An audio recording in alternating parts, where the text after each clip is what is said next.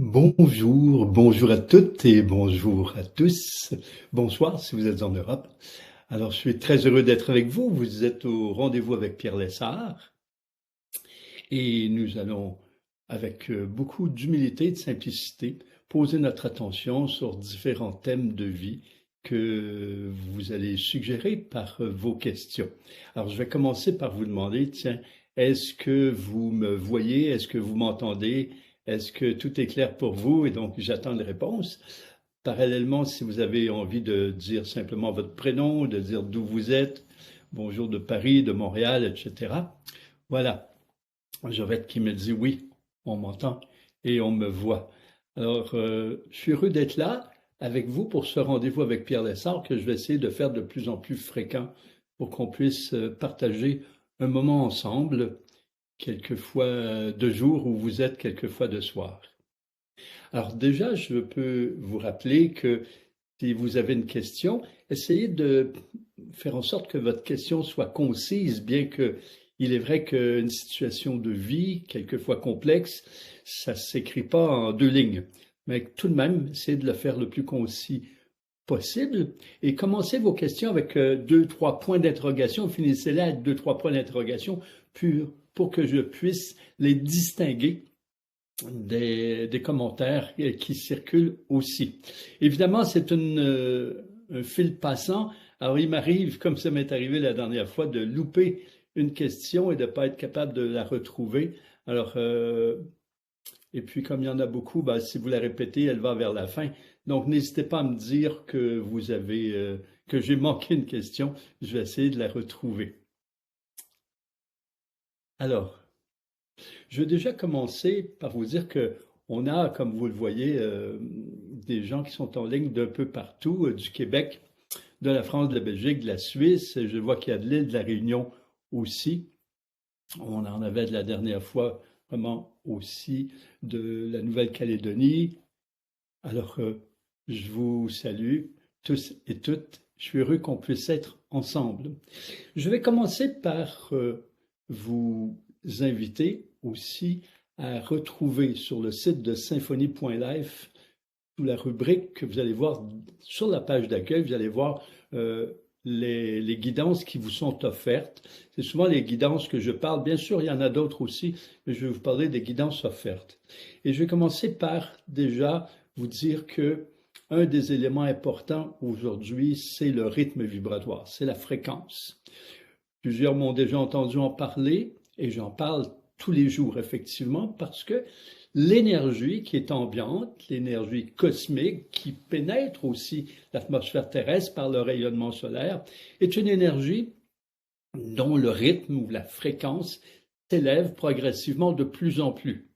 Alors, cette élévation de fréquence nous invite à élever la nôtre justement pour nous sentir bien. Alors, on sait que tout dans l'univers est en mouvement et selon l'aspect, la structure et le contenu de ce qui est en mouvement, eh bien, il y a une fréquence ou un rythme vibratoire juste permet que son mouvement soit équilibré, que ses fonctions le soient aussi. Donc, nous, en tant qu'êtres humains, on a un corps avec une multitude de cellules, des organes, des systèmes, et on a aussi des systèmes qui sont subtils. Alors, tout cela fonctionne à différents rythmes et on se sent bien lorsque le rythme est juste. Souvent, on se rend compte que le rythme vibratoire diminue. Alors, c'est important de comprendre ça. Si, par exemple, vous imaginez une ligne de montage où il y a plusieurs employés et qu'une journée, il y a eu la fête et les gens ont peut-être trop mangé, peut-être trop bu. Et bon, les employés sont un petit peu bousculés, chavirés, dans leur énergie a baissé. Et donc, la capacité de faire leur travail a diminué. Eh bien, je prends cet exemple pour en faire une analogie avec nos cellules. Alors, il arrive que les cellules de notre estomac soient affectées, que le rythme a diminué pour différentes raisons. Et c'est la même chose pour les poumons, pour le cœur, pour le système nerveux central. Et donc, quand le rythme la fréquence des cellules diminue, évidemment, le travail se fait moins bien, on peut se sentir mal. C'est la même chose au niveau émotionnel et au niveau subtil sous tous les angles. Ce qui fait qu'on a évidemment avantage à être attentif quant à notre équilibre et aussi qu'on puisse élever notre rythme vibratoire. Alors, dans ce sens-là, je propose chaque jour le processus d'équilibre énergétique qui vous est offert, présenté en audio et en vidéo sur le site. Là, c'est offert, c'est gratuit. Vous pouvez retrouver ça. Je propose qu'on le fasse chaque jour. Ça permet un équilibre énergétique et ça permet déjà une élévation de fréquence aussi. On peut continuer le processus d'élévation du rythme vibratoire avec une autre vidéo sous le thème de élévation de sa fréquence. Alors là, il y a une vidéo qui explique, il y a une vidéo qui est une guidance, de telle sorte que vous retrouviez votre fréquence la plus naturelle et que vous puissiez être bien. Alors ça, c'est des outils qui sont importants, de plus en plus importants, puisque la fréquence autour de nous s'élève. Voilà. Je vois déjà qu'il y a des questions qui se présentent, alors je vais répondre à des questions.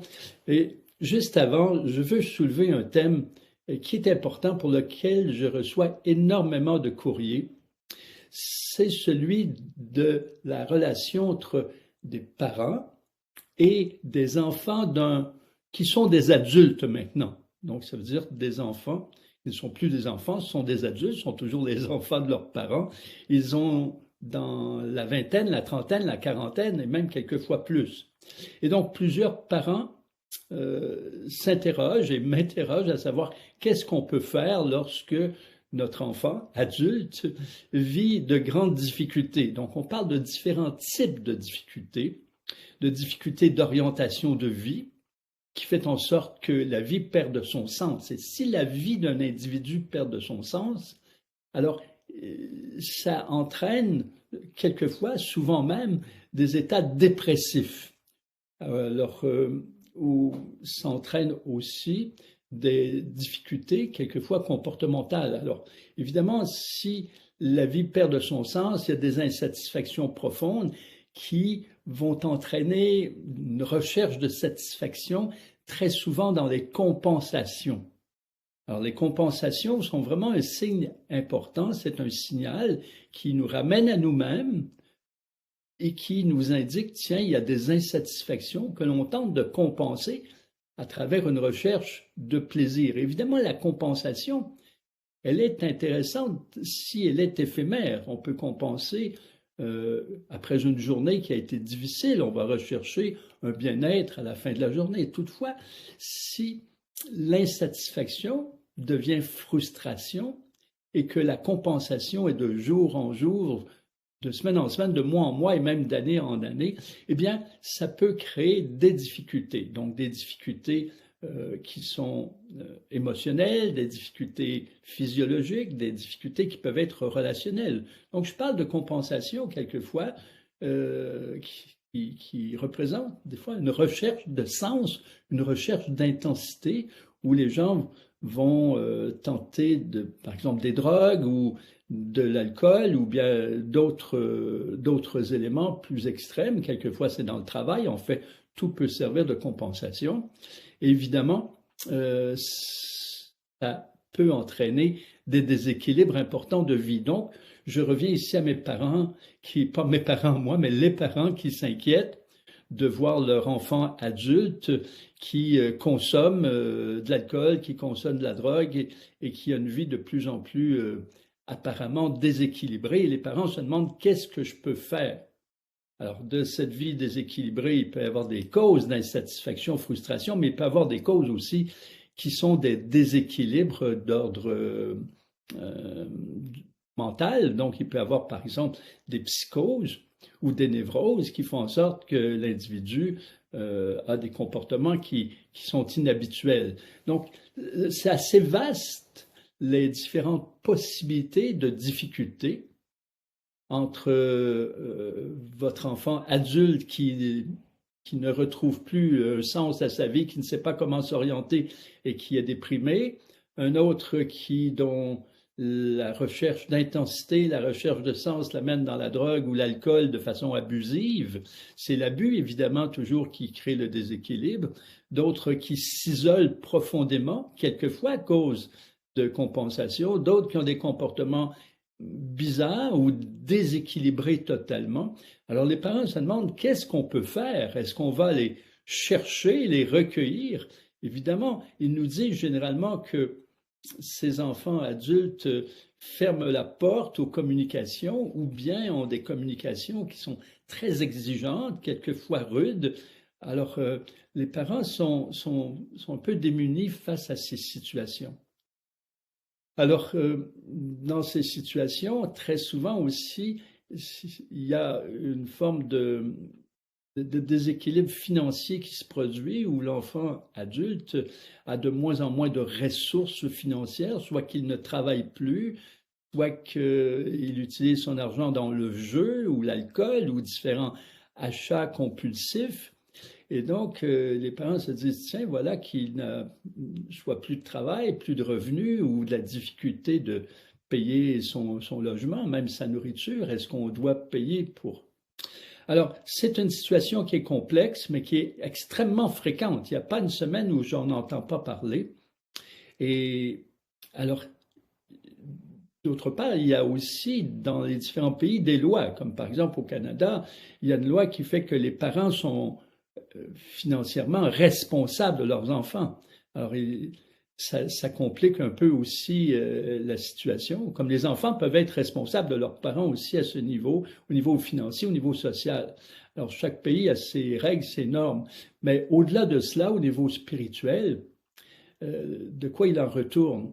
Alors, il est certain que les parents veulent aider, contribuer à un mieux-être. Ils le veulent jusqu'à un certain point financièrement, mais ils le veulent aussi à un autre niveau, c'est-à-dire qu'est-ce qu'ils peuvent faire. Alors, évidemment, c'est difficile d'imposer quelque chose. Ils ne veulent pas imposer, mais ils veulent aussi collaborer à rectifier la situation. Donc, ce qui est important, il n'y a pas de solution miracle, mais ce qui est important, c'est que votre cœur, votre esprit soit ouvert, que votre enfant sache que vous êtes ouvert à la communication. Très souvent, la communication est fermée ou coupée, le lien coupé. Moi, je vous propose, dans une perspective spirituelle, que vous, à l'intérieur de vous, ce soit disponible, c'est-à-dire qu'il y a une ouverture, qu'il y ait toujours une disponibilité à communiquer, à échanger, à partager, à accueillir votre enfant, quel que soit l'âge, parce que non seulement c'est votre enfant, mais c'est un individu qui vit de grandes difficultés. Alors, maintenant, vous ne pouvez pas imposer que quoi que ce soit, vos valeurs, vos façons de fonctionner, vous pouvez certainement les suggérer. Et ce qui est intéressant, c'est de demander à cet enfant adulte comment il voit les perspectives de retrouver son équilibre. Qu'est-ce qu'il souhaite comme accompagnement? Qu'est-ce qu'il souhaite comme présence? Alors, quelquefois, dans les grandes difficultés, ce qu'il veut, c'est de l'argent. Il veut de l'argent. Alors, je vois des cas où il veut de l'argent et toujours de l'argent, semaine après semaine, où même les parents sont en train de se ruiner.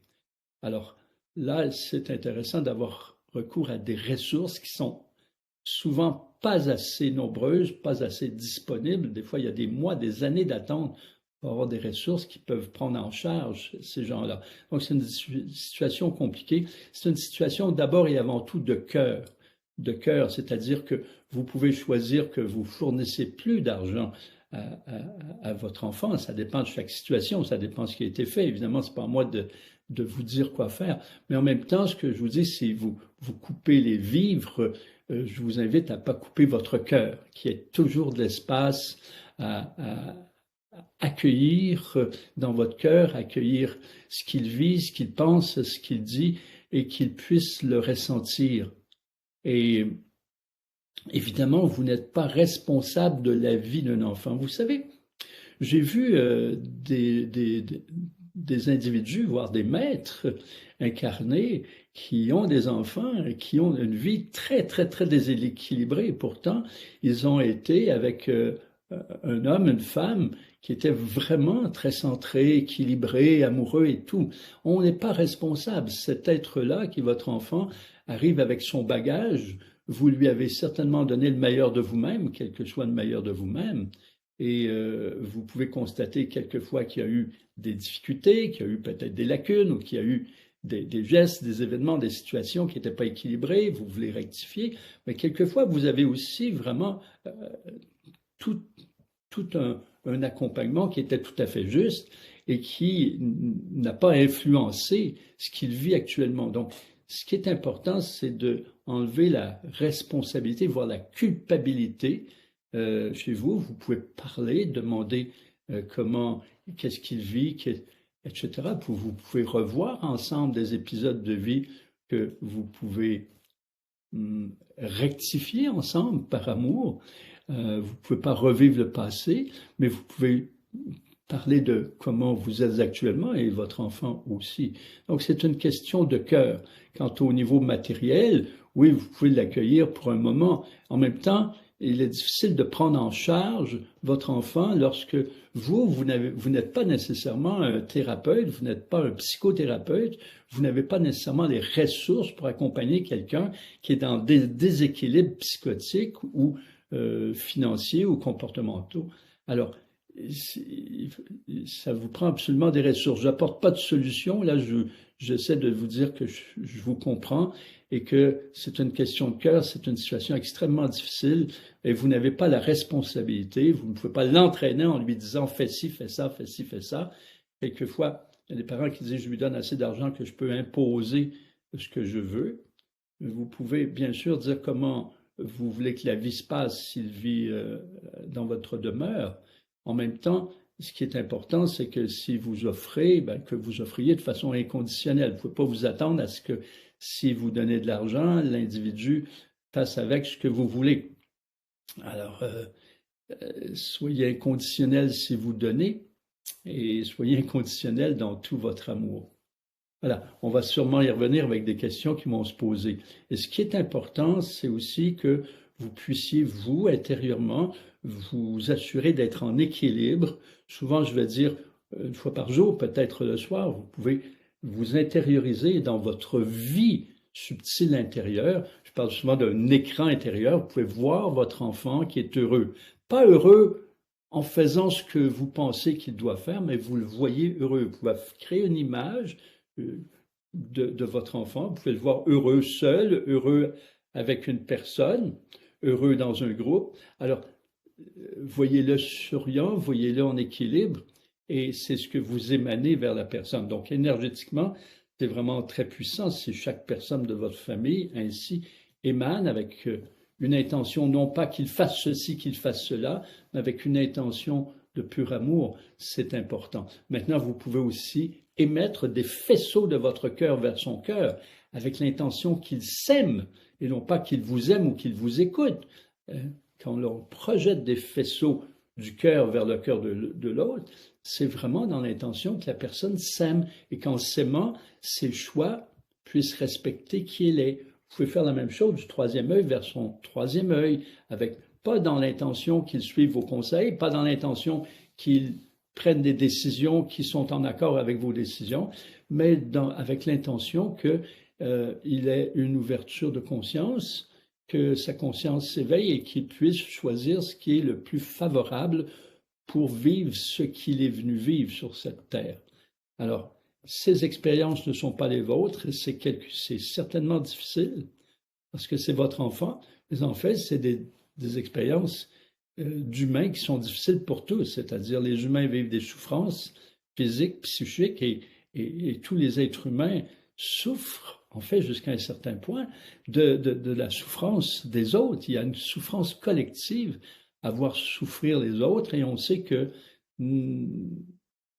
la vie telle qu'elle se vit actuellement propose de grands déséquilibres, c'est-à-dire qu'elle ne permet pas facilement que les gens puissent se retrouver, se reconnaître, choisir d'être qui ils sont. Donc on a des systèmes de vie, des structures de vie qui favorisent pas si simplement la rencontre de soi, et qui au contraire amène les gens dans une recherche d'argent, dans une recherche de performance, dans lesquelles ils ne sont pas plus heureux, dans lesquels ils ne se rencontrent pas nécessairement. Donc, il y a tout un aspect collectif à cela. Voilà, déjà beaucoup d'éléments qui sont soulevés. Je prends des questions. J'ai Marie ici qui attend. J'ai beaucoup de mal avec l'expression mission de vie. J'en comprends le sens, mais le mot mission est pour moi trop prétentieux, trop égotisé, trop élu. Cela me paralyse beaucoup pour savoir quelles questions simples poser à mon âme pour connaître le sens de mon incarnation. Pouvez-vous m'aider à me réconcilier avec ce terme ou me guider autrement en lexical, s'il vous plaît? Idem, j'ai besoin que cette question soit posée à mon âme, ok, mais aussi à mon corps, mes cellules, ma conscience, mon cœur, mon ventre. Quelle formule unifiante et simple pourrais-je employer? Mille merci pour me débloquer. Ah ben, Marie, je comprends très bien ce que vous dites. J'utilise à peu près jamais l'expression mission de vie, quoique je ne suis pas en difficulté avec ça. Quelquefois, je vais utiliser le terme mandat. Un mandat, quand vous donnez un mandat à quelqu'un, c'est que vous lui donnez l'espace et les outils pour déployer quelque chose, pour permettre une création. Donc, je vois ici mandat quelque chose qui est plus ouvert, qui vous parle davantage de vous, c'est-à-dire qu'il y a un mandat qui n'est pas donné par une autorité suprême, qui s'est créé à partir de votre âme, votre esprit. C'est comme vous vous donnez un mandat, dans le sens que vous dites, tiens, je vais m'offrir les outils nécessaires, qui sont les qualités, les facultés, les dons que vous avez, un mandat de me déployer dans ça. Donc, là aussi, j'ai un autre élément que j'ai abordé dans le sujet précédent, c'est-à-dire cette notion de performance que je souhaite enlever totalement de ce terme de mandat ou de mission, et parce que ce n'est pas quelque chose que vous devez atteindre, que vous devez faire. Donc, on a été beaucoup éduqués dans ce monde à atteindre des résultats. Donc, alors que, continuellement, on se répète que le véritable résultat, c'est la démarche. Donc, dans cette expression du mandat, c'est une démarche d'expression de vous-même. Moi, ce que j'aime utiliser, c'est qu'est-ce qui vous fait vibrer? Donc, vous parlez de votre cœur, de votre ventre, de votre corps. Pour moi, c'est tout unifié.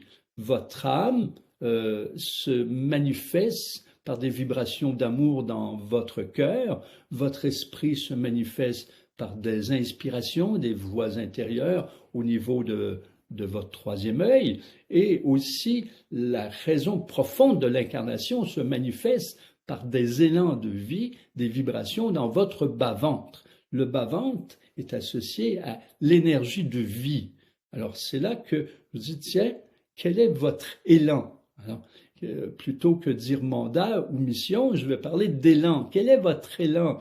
Aujourd'hui, d'ailleurs, je vais commencer bientôt, en 2025, un nouveau parcours, un nouveau processus avec des collaborateurs que je vais parler sens et essence. Donc, plutôt que de parler de mission, voire même de mandat, je parle de quel est le sens et l'essence qui correspond. Donc, quel est le sens de votre vie? Qu'est-ce qui donne un sens à votre vie, à vous, en tant qu'individu? Évidemment, je peux dire que globalement, le sens d'une vie, c'est de se déployer comme un créateur. Alors, créateur, on est tous créateurs, et on est créateur comment? Par l'expression de notre essence. Alors, évidemment, notre essence, ça parle de qu'est-ce qui vous fait vibrer, définit votre essence. Par exemple, je suis en train de vous parler, je suis en train de vous transmettre ce que j'ai appris à travers la vie. Alors, mon essence en est une d'éclaireur, une de guide, où quand je vous parle comme ça me fait vibrer, je me sens être moi. Donc, c'est à partir de mon ventre, c'est dans tout mon corps, mais c'est dans mon cœur et c'est dans ma tête aussi. Donc, Marie, je vous comprends très bien, je parle d'unification. C'est ce que vous êtes, vous fait vibrer et donne du sens à tout niveau. Dans le corps, vous sentez que vous êtes au bon endroit ou non.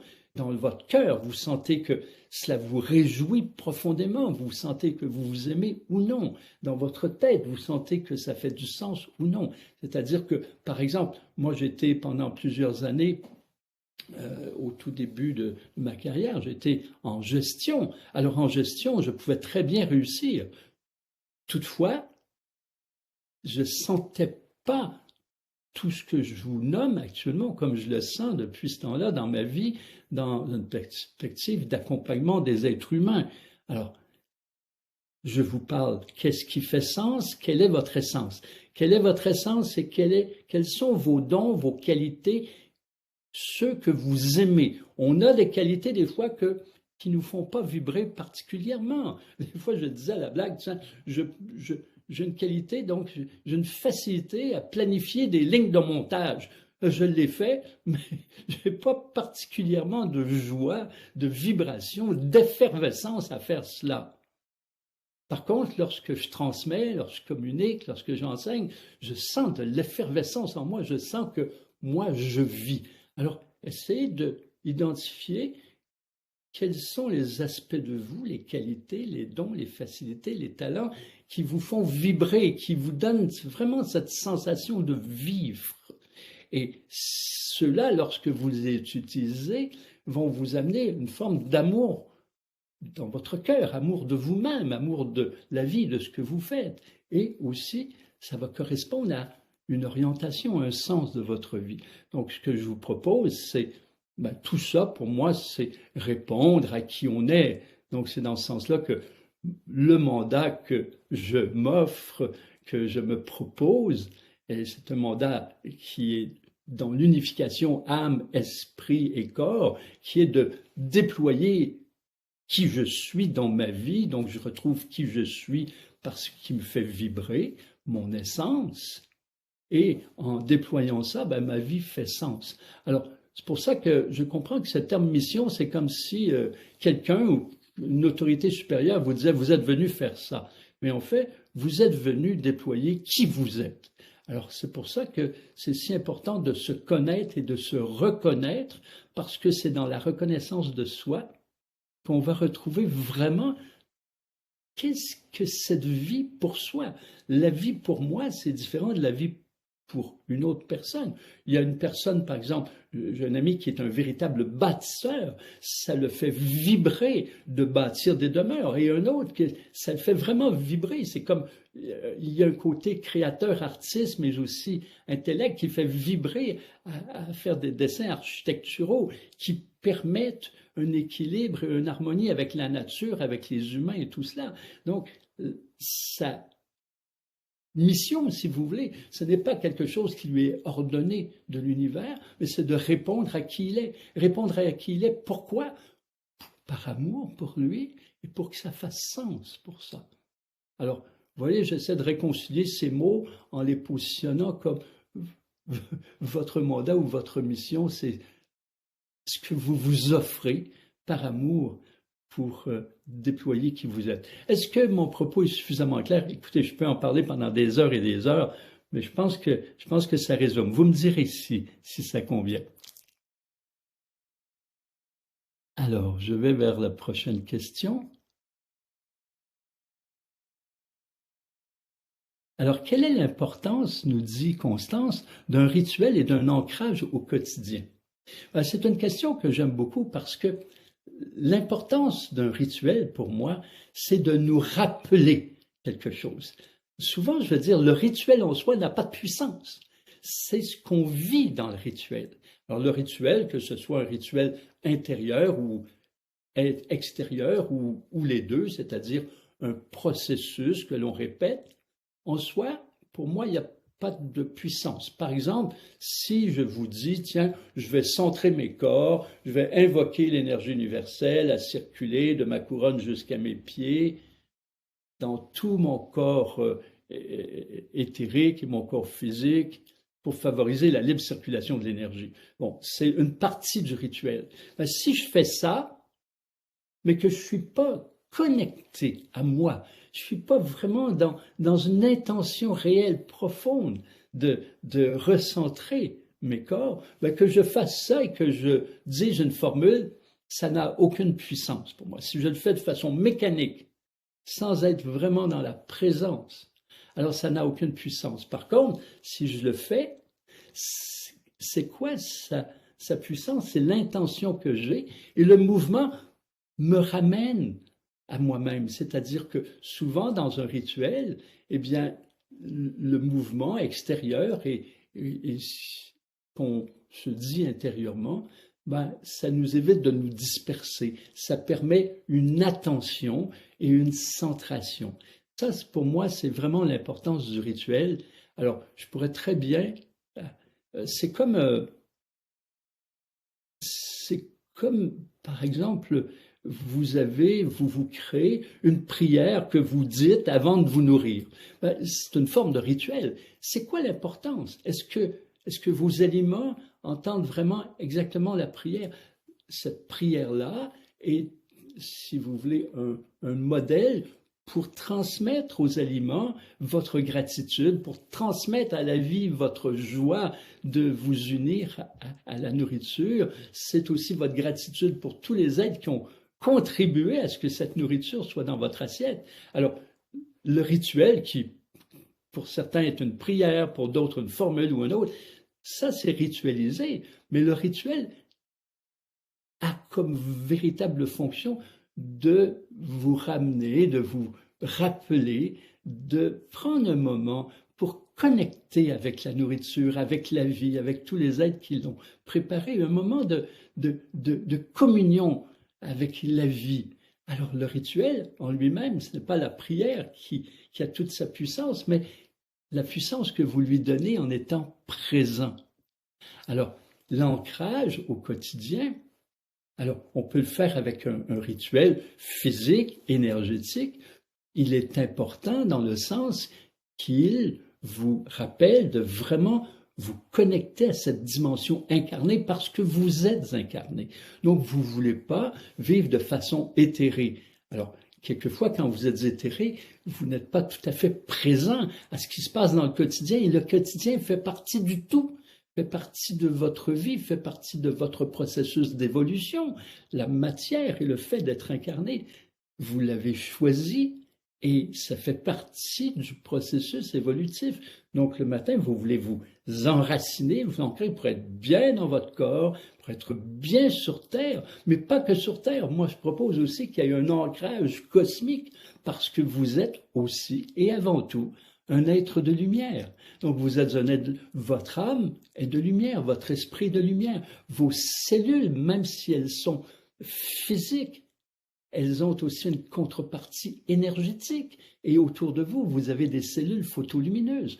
Donc, vous êtes un être de lumière et vous êtes un être de matière. Donc, cet enracinement, c'est pour moi un rappel important pour se dire, oui, je suis sur Terre, dans mon corps, les deux pieds sur Terre, je suis présent à ce que je vis concrètement et je suis aussi connecté et présent à ce que je vis subtilement. Mon corps a des signaux, je vis quelque chose dans mon corps, mais j'ai aussi des messages, des inspirations, des sensations qui me viennent de mon âme et de mon esprit. Donc cet ancrage-là, ça collabore vraiment à une force qui est une force double, la force de la terre et la force du subtil. Regardez l'arbre, comment c'est merveilleux. L'arbre, il s'enracine. Évidemment, il y a ces racines qui poussent profondément. Et plus ces racines sont puissantes, et plus l'arbre peut s'élever. Il se nourrit de la terre, il se nourrit aussi du soleil, il se nourrit de l'eau. Et cet arbre va s'élever et son feuillage va se déployer. Alors, il est enraciné, il est vraiment ancré à la terre, et il est aussi ancré dans la lumière. Ça se fait naturellement parce que vous êtes incarné. Par contre, quelquefois, un individu peut être très dans la matière et oublier son aspect plus subtil et lumière, alors que d'autres, j'ai parlé d'éthérés, sont très éthérés, sont plus dans la tête ou sont plus dans les nuages ou plus dans les visions subtiles, ce qui est merveilleux, mais oublie le corps, oublie le corps. Alors, les ancrages sous forme de rituel vous permettent chaque jour de vous offrir un moment de connexion à vous-même en tant qu'être incarné et en tant qu'être subtil, être de lumière. Bon, le rituel est là, mais vous pourriez aussi fermer vos yeux sans bouger en vous disant, tiens, je contacte mon corps en relation avec la terre et je contacte mon être en relation avec le subtil. Vous n'avez pas fait les mouvements, mais la force de l'intention, elle est là. La puissance est dans l'intention. Si on le fait aussi avec les gestes, c'est quelquefois pour ressentir l'intention circuler dans tout son corps. Est-ce que vous me suivez bien? Alors, je continue vers nos questions. Je m'approche de l'écran, excusez-moi, là, mais je veux bien lire tout ça. Catherine nous dit, j'ai fait une chute, fracture d'épaule et entorse de cheville. Comment bien récupérer? Eh bien, ce que je vous suggère, mon angle au niveau spirituel et énergétique, peut vous dire, tiens, au niveau spirituel, je vous propose des intériorisations durant lesquelles vous demandez à votre épaule et à votre cheville, tiens, qu'est-ce qu'elle vous propose comme transformation? Si vous avez fait une chute, ben, vous allez peut-être entendre, ben, vous avez fait une chute parce que vous n'étiez pas en équilibre, ou peut-être que vous allez entendre, tiens, assure-toi d'être bien en équilibre dans ta vie, ou bien assure-toi d'être bien présente dans ta vie. Alors souvent, moi, dans le dialogue avec les cellules, je demande au corps, qu'est-ce que j'ai à apprendre? Alors, plutôt que de demander pourquoi j'ai vécu ça, pourquoi vous êtes tombé, alors, ça revient jusqu'à un certain point au même, mais c'est dans une perspective créatrice. Je demande dans votre cas, votre épaule et votre cheville, tiens, qu'est-ce que j'ai à apprendre de cela? Eh bien, vous pouvez entendre de cette conscience qui provient aussi, votre épaule et votre cheville sont composées de cellules, et ces cellules-là ont une conscience, sont associées à la conscience, à votre esprit, et vous pourriez entendre intérieurement, tiens, il est important d'être plus présente, ou bien il est important pour toi d'être plus en équilibre, il est important d'être dans plus de présence aussi, à toi et à l'extérieur, donc la multiple présence. Alors, ça va vous parler de, tiens, qu'est-ce que cette chute vous propose comme transformation? Donc ça, c'est la première chose. Le dialogue avec les cellules, vous l'avez sur le site de symphonie.live comme une guidance qui vous est offerte. L'autre élément, c'est de faire justement votre processus d'équilibre. Parce que lorsqu'on fait une chute, ben, d'abord, il y a une raison qui peut être aussi psychique, comme j'ai dit, peut-être la tension, l'équilibre, etc. Donc, il va être important de refaire vos ancrages, bien refaire votre centration de vos corps. Alors, faites votre processus d'équilibre énergétique pour favoriser la guérison. Maintenant, vous pouvez consulter aussi un ostéopathe ou un médecin pour l'aspect extérieur, physique, au niveau physique. Moi, je vous parle au niveau subtil, énergétique, spirituel. Ce qui va favoriser la guérison, c'est aussi de mettre en place qu'est-ce que votre corps vous propose. Si vous êtes plus présent, si votre corps vous dit, tiens, il faut être plus présent, bon, si vous devenez plus présente, ça va favoriser une guérison. S'il y a eu un choc au niveau de la centration, si vous vous recentrez, ça va favoriser la guérison. On s'est aperçu avec le temps, avec des centaines, des milliers de personnes, que lorsque les corps subtils sont décentrés, la guérison a de la difficulté à se mettre en place à tout niveau. Alors, quelle que soit l'approche naturelle ou même médicale qui est suivie. Donc, c'est sûr que la centration des corps va vous aider. Maintenant, il y a peut-être aussi des choses aussi à faire au niveau physique, comment marcher, etc. Ça, c'est pas mon domaine. Alors, c'est Corinne qui me dit, lorsque j'écoute des conférences, des interviews ou même des méditations en lien avec la spiritualité, je me sens pas bien après. J'ai des pointes de feu dans la tête, je dors mal et les jours qui suivent, j'ai un flux de pensée morbide. Il m'a fallu plusieurs années pour me rendre compte du lien entre ces deux choses. Même en disant une prière, que seule la lumière passe à travers l'écoute de cette conférence, c'est la même chose. Conclusion, je n'écoute plus rien du tout. Cela me manque et je ne sais plus comment avancer. Alors, oui, c'est intéressant ce que vous nous dites, Corinne. Plusieurs peuvent se retrouver, pas nécessairement exactement comme vous le vivez, mais d'une autre façon. Si à la suite, évidemment, ça dépend de tout ce que vous écoutez. Quelquefois, il y en a trop, quelquefois, il n'y en a pas assez. Quelquefois, vous avez à vous ressentir durant l'écoute, pour vous ressentir si ça fait sens pour vous. Pourquoi je dis ça? Parce que il y a différentes voix qui correspondent à différentes personnes. Et très rapidement, je me rends compte, je me rappelle, j'avais été il y a longtemps dans un ashram et j'avais beaucoup aimé le propos du maître qui était là. Et par la suite, je voyais que les rites, les rituels, les enseignements qui étaient transmis en général là, et je voyais les gens qui les appliquaient et qui étaient bien dans ça. Moi, je sentais que ça ne me correspondait pas tellement. Je les ai faits durant la période que j'étais là. Et j'ai compris par la suite que c'est comme si notre évolution nous amenait, et c'est comme une métaphore que je fais, vers le soleil. Vous imaginez le soleil, et puis le soleil avec ses multiples rayons. Donc les rayons vont dans tous les sens.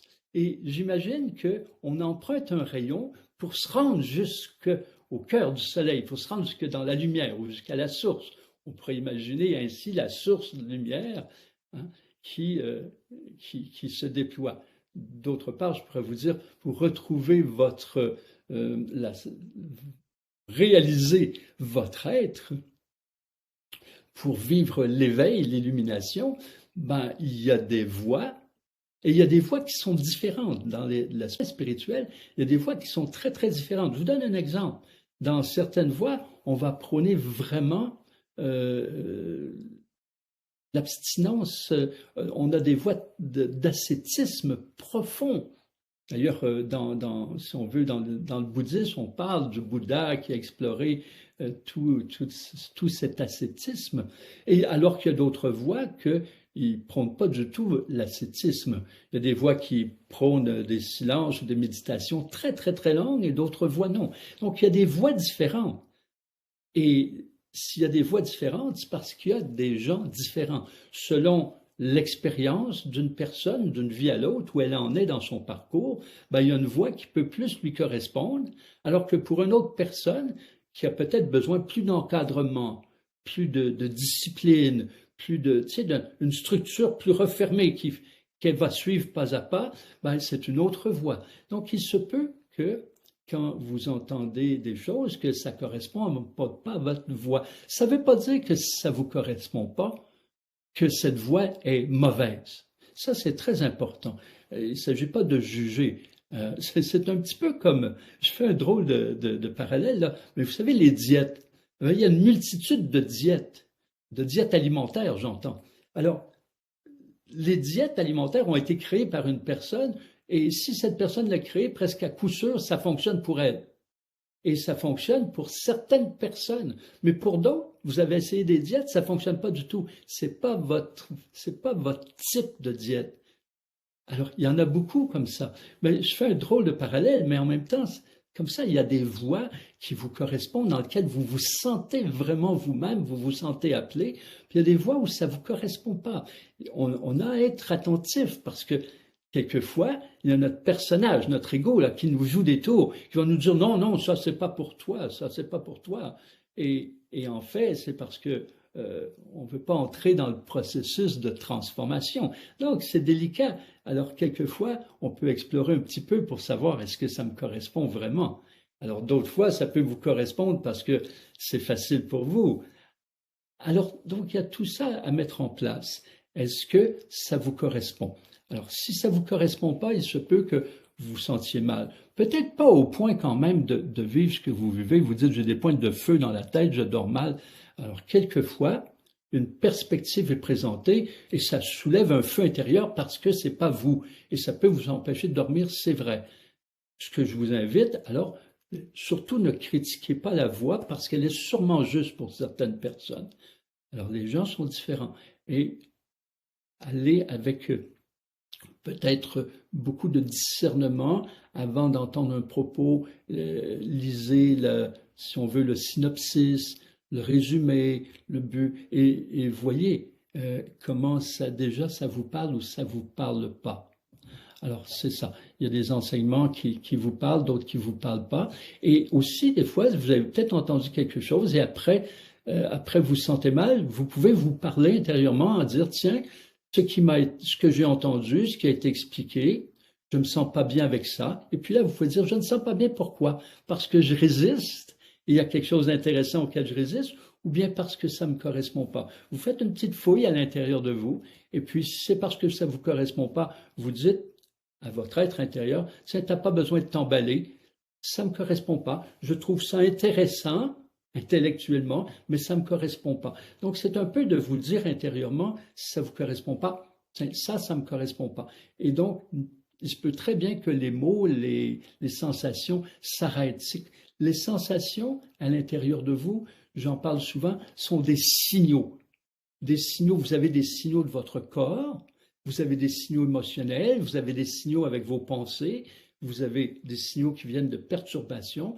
Alors, ce qui est important quand il y a un signal, quand il y a quelque chose qui crée, par exemple, un déséquilibre, vous dites, tiens, qu'est-ce que tu veux me dire? Un petit peu comme je l'ai dit avec l'épaule brisée ou l'épaule en difficulté. De quoi tu veux me parler? Et donc, prendre un moment à l'intérieur de vous, pas pour réfléchir, mais pour entendre une réponse qui vous est transmise par inspiration.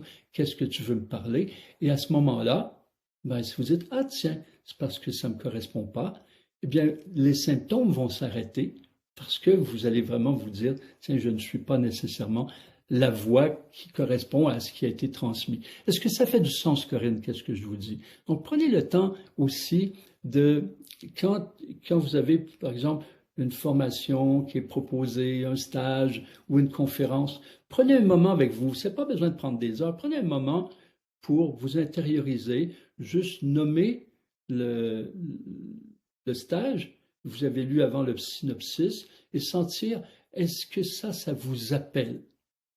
Et si vous sentez vraiment un appel et que vous y allez, si par la suite il y a un malaise, d'abord vous pouvez en parler à l'intervenant, l'animateur, et vous pouvez aussi parler au malaise en disant, tiens, qu'est-ce que tu veux me dire? Est-ce que j'ai une résistance, etc.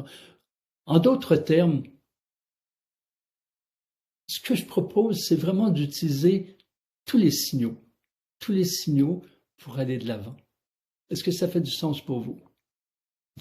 Alors, Karine me demande s'il fait beau à Montréal. C'est une journée grise de pluie aujourd'hui à Montréal. Je ne suis pas tout à fait à Montréal, je suis au nord de Montréal à 1 heure de route, mais je pense que c'est gris et pluvieux partout. Mais on a eu quand même vraiment 2 semaines de soleil et de chaleur, ça a été très agréable. Et puis, je m'en viens en Europe là, dans quelques jours, dans 1 semaine, je vais être en Europe presque à Noël. Alors, Farida nous dit qu'elle n'a pas de son. Comment pour l'avoir? Eh bien, ça dépend, oui, de votre appareil. Moi, je ne peux pas vous aider. Donc, peut-être qu'au niveau technique, là, Joanne peut vous aider. Et je ne connais pas votre connexion. Alors, j'ai Evelyne qui nous dit l'accès à notre multidimensionnalité nous permet-elle de modifier nos choix d'incarnation? Alors, c'est une question intéressante. Alors, ça suppose que vos choix d'incarnation, vous avez envie de les changer. Et ça suppose aussi que vous connaissez vraiment vos choix d'incarnation. Et ça, c'est fascinant. Sont-ce vraiment les choix d'incarnation? Sont-ce des choix qui sont orientés par des charges karmiques? Alors, les charges karmiques, on ne les choisit pas directement. Elles se choisissent par l'énergie. Par exemple, si dans votre continuum, il y a un élément ou une blessure qui n'est pas réglée et que dans l'énergie, en esprit, on choisit, mais dans un mouvement énergétique, de venir régler cette blessure dans cette vie, eh bien, l'idée, vous ne pouvez pas changer d'idée, vous incarnez, c'est votre âme, votre esprit qui ont orienté ce mouvement. Par contre, vous pouvez guérir cette blessure, ce qui va changer d'autres choix aussi. Par exemple, je donne un exemple très simple. Quelqu'un qui se présente, qui a vraiment une blessure, il est né avec, c'est karmique, une blessure de rejet. Alors, quelqu'un qui a une blessure de rejet peut avoir différents types de comportements. Alors, d'abord, sa blessure de rejet, s'il se présente avec, parce qu'il y a une charge karmique, bien, elle se remanifeste. Elle peut se remanifester, rester dès l'enfance avec sa famille. Il peut avoir un frère, une sœur qui veut jamais jouer avec, donc il vit du rejet. Il se peut que ses parents n'ont jamais le temps justement de lui montrer ceci ou cela. Il vit du rejet. Il va à l'école, puis pour une raison ou pour une autre, il y a de la difficulté à se faire des amis, il se sent rejeté, et ainsi de suite. Ça va de l'avant. Donc, autrement dit, s'il y a cette blessure karmique, il y a des événements, des situations qui vont faire en sorte qu'elle se remanifeste. Alors, ça développe aussi des comportements. Il peut tout à coup, progressivement, faire en sorte quand c'est le temps d'aller voir d'autres, par exemple, dans les moments de récréation, à l'école, ben, il s'isole. Il s'isole parce que, dans le fond, il a peur de revivre le rejet. Et la même chose quand il est adolescent. Peut-être que la personne va moins tenter de rencontrer une personne qui l'attire parce qu'elle a peur d'être rejetée, et ainsi de suite. Alors que d'autres qui ont la même blessure vont faire un effort pour être acceptés et deviennent très exigeants dans les groupes, ce qui fait qu'ils sont rejetés. Vous savez qu'ils prennent tellement de place pour être acceptés. Donc les comportements peuvent être presque opposés et entraîner vraiment la même nourriture de blessure. Toutefois, quelqu'un peut parvenir à transcender cela et donc vivre complètement autre chose. Évidemment, c'est le but de ces expériences qu'on renouvelle, c'est d'arriver à transcender les blessures, toutes les attentes, les exigences qu'on a pour arriver vraiment à des étapes de plus en plus grandes d'éveil jusqu'à l'illumination, jusqu'à être totalement délivré, libéré de tout cela. Alors, est-ce que la multidimensionnalité nous permet de modifier nos choix d'incarnation? Elle nous permet surtout de mieux saisir le sens profond. Donc, dans la multidimensionnalité, par exemple, dans une 8e dimension, vous pouvez être plus facilement en contact avec des mémoires, avec le sens de ces mémoires et le message de ces mémoires, donc avec l'akashique. Dans une 3e dimension qu'on connaît mal, vous pouvez mieux rencontrer, vous pouvez apprendre comment rencontrer justement une telle blessure ou l'effet d'une blessure, la voir différemment comme un message. En 4e dimension, vous pouvez comprendre les enjeux de la chose. Alors, ça ne vous permet pas de modifier vos choix qui ont été fondamentaux, qui ont été faits, mais ça vous permet de transcender ce qui a transcendé et de soulever justement des thématiques qui sont peut-être voilées, qui sont merveilleuses. Alors, ça a un impact sur vos choix, mais pas le fait de dire, tiens, je vais vivre totalement une autre vie. Ça vous permet de vous élever, d'éveiller toutes vos facultés. Alors, oui, je vais très bien, Sylvie. Merci. Huguette nous dit, comment retrouver l'usage du 3e œil qui aurait été bloqué lors d'une vie antérieure? Alors, le 3e œil présente plusieurs facettes et donc est associé à plusieurs éléments. Alors, bloqué totalement voudrait dire que le 3e œil est associé à toutes les fonctions du système nerveux central.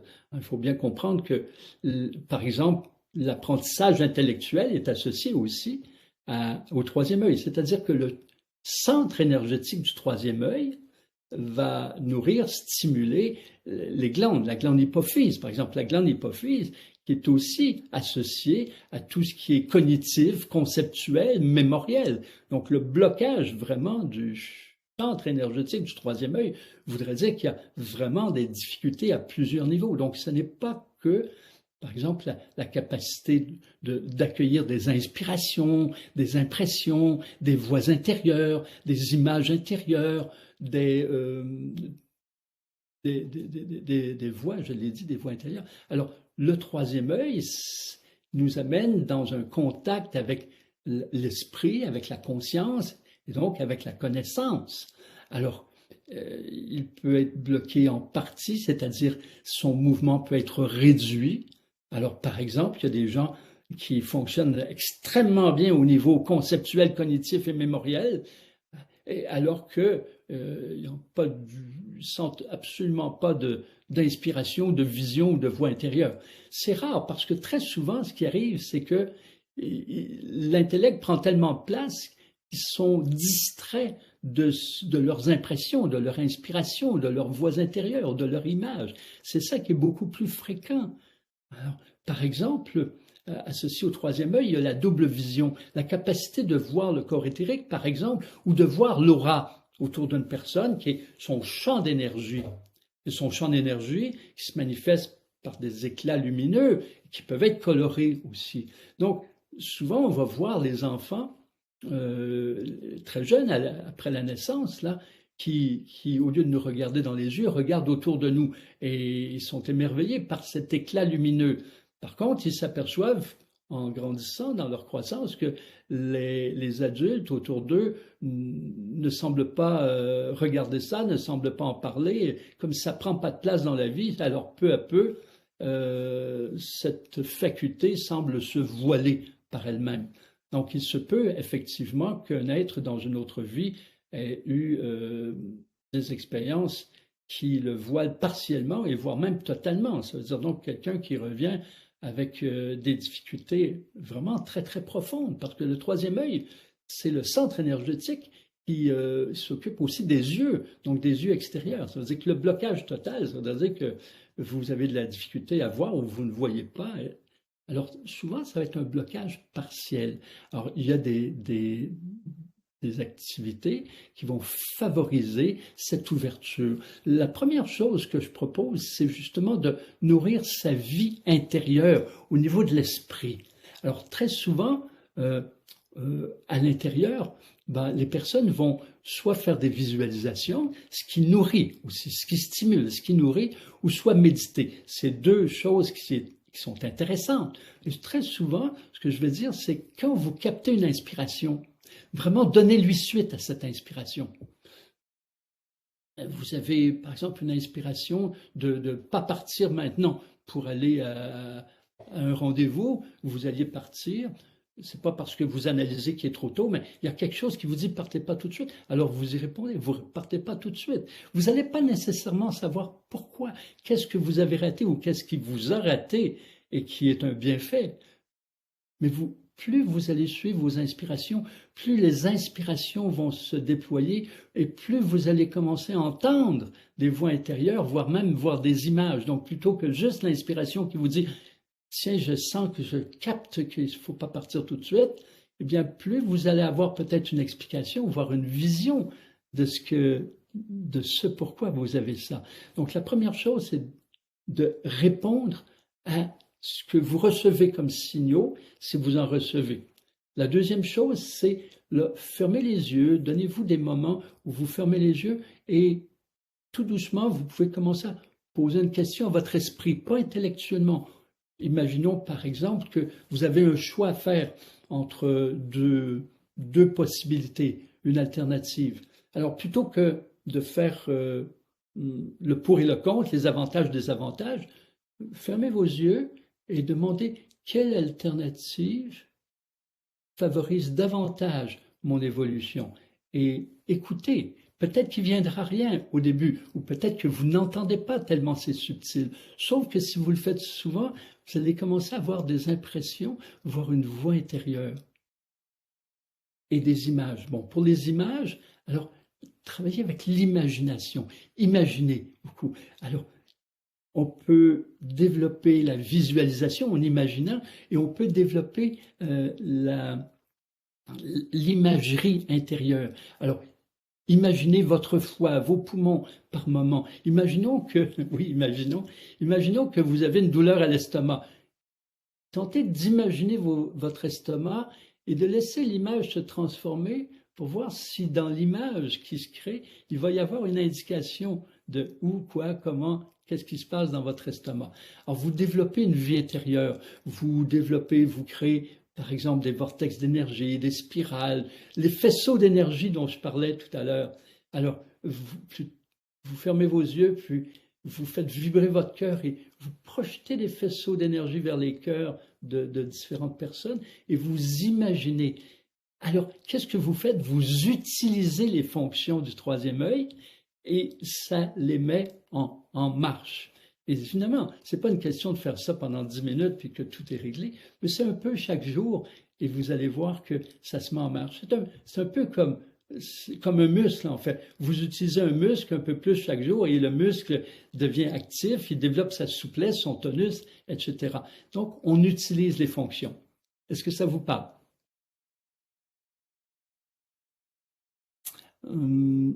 C'était avec Huguette. Maintenant, Maria.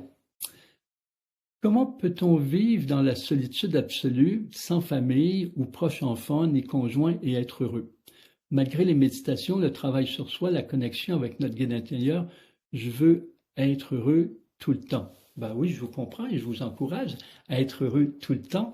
Et en fait, est-ce que la solitude absolue existe dans une réalité universelle?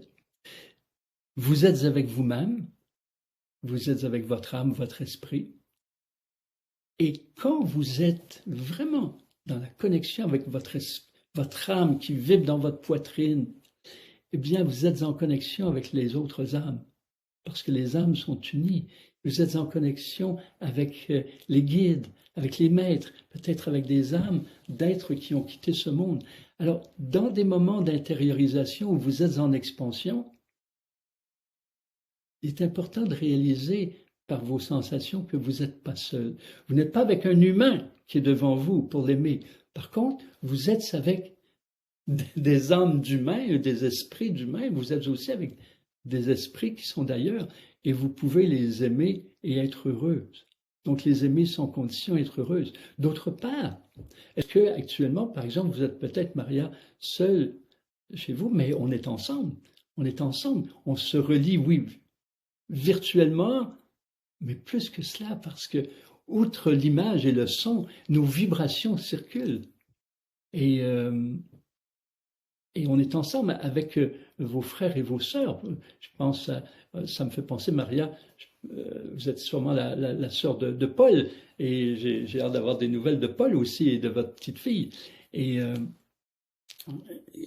on est en connexion avec des êtres qui sont là. Je me sens aussi en connexion avec ma maman qui a quitté, mais je me sens aussi en connexion avec des amis qui actuellement sont dans leurs occupations, parce que on est unis dans le cœur, on est unis dans la tête, on est unis dans l'énergie, et même avec des gens qui sont des étrangers. Si je vais par exemple, je sais pas, à l'épicerie, je vais dire bonjour à la personne qui est à la caisse, je vais lui dire bonjour, je vais la regarder. Je ne vais pas juste dire bonjour comme ça, c'est quelqu'un qui compte pas. Pour moi, c'est un être humain, il y a une connexion qui se fait. Donc, pour moi, il y a des couloirs vibratoires qui font en sorte que n'est pas dans la solitude absolue. Et toutefois, dans ce moment de solitude physique, alors il y a des traversées qui nous permettent vraiment de nous contacter et en se contactant, de réaliser qu'il y a des éléments, par exemple de notre vie, qui nous éloignent de nous. Il y a des éléments qu'on nourrit pas assez, qui nous rapprochent de nous. Donc, c'est des traversées, quelquefois il y a des traversées du désert, qui sont des moments de grande solitude, dans lesquels on vit au départ la sensation d'être totalement seul, puis peu à peu, dans cette solitude, c'est vous que vous rencontrez, et plus vous vous rencontrez, plus vous pouvez laisser aller des choses qui sont pas vous du tout, et mettre de l'avant des choses qui sont vous, et alors vous sentir de plus en plus unis à vous-même, et puis à toutes ces formes de vie qui sont là. Alors, oui, vous pouvez être heureuse de façon continue et permanente, et ce qui est intéressant, c'est dans les moments où vous êtes seul physiquement avec vous-même, alors allez vous rencontrer, allez rencontrer la beauté de votre être et ça va générer de véritables joies profondes. Alors, nous sommes avec Geneviève.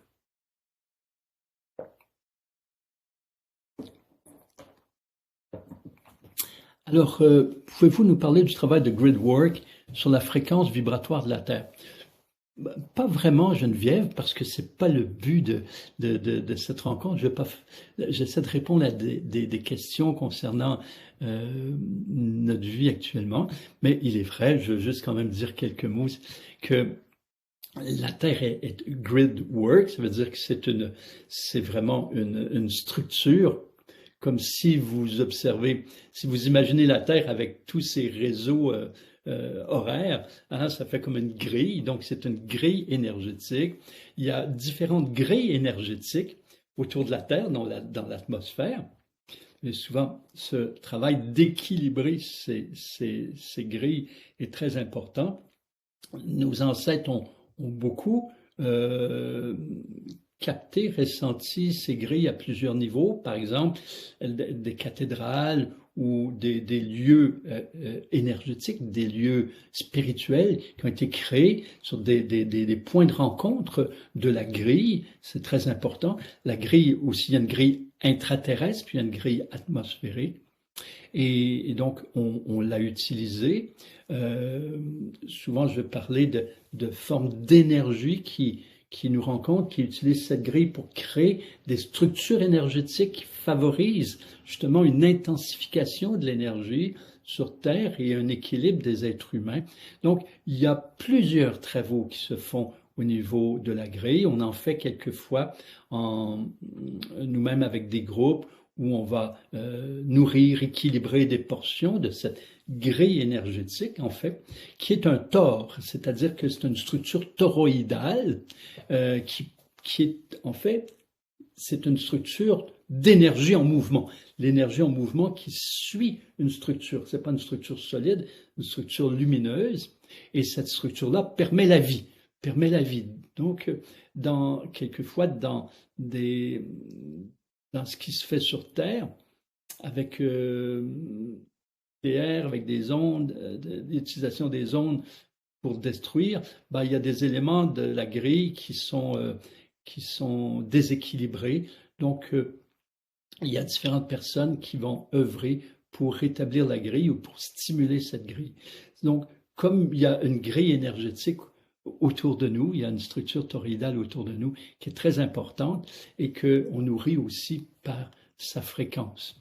Donc, la fréquence de l'énergie dans cette grille peut être affectée par la fréquence collective des humains, comme affectée aussi, de façon positive généralement, par d'autres formes de vie qui œuvrent en relation avec la Terre. Donc, alors, juste quelques petits commentaires comme ça pour répondre à votre question, Geneviève, qui met aussi en lumière l'importance des grilles énergétiques ou des structures autour de l'être humain, comme autour de la Terre, comme aussi dans la galaxie, la Voie lactée est associée à une grille énergétique qui fait en sorte, par exemple, qu'une grille, ça fait en sorte qu'il y a des éléments qui sont attirés à l'intérieur et des éléments qui sont repoussés. Donc, il y a des formes de vie qui sont attirées vers la structure énergétique de la Terre, donc il la pénètre, et après un certain temps, où la grille va même repousser vers l'extérieur.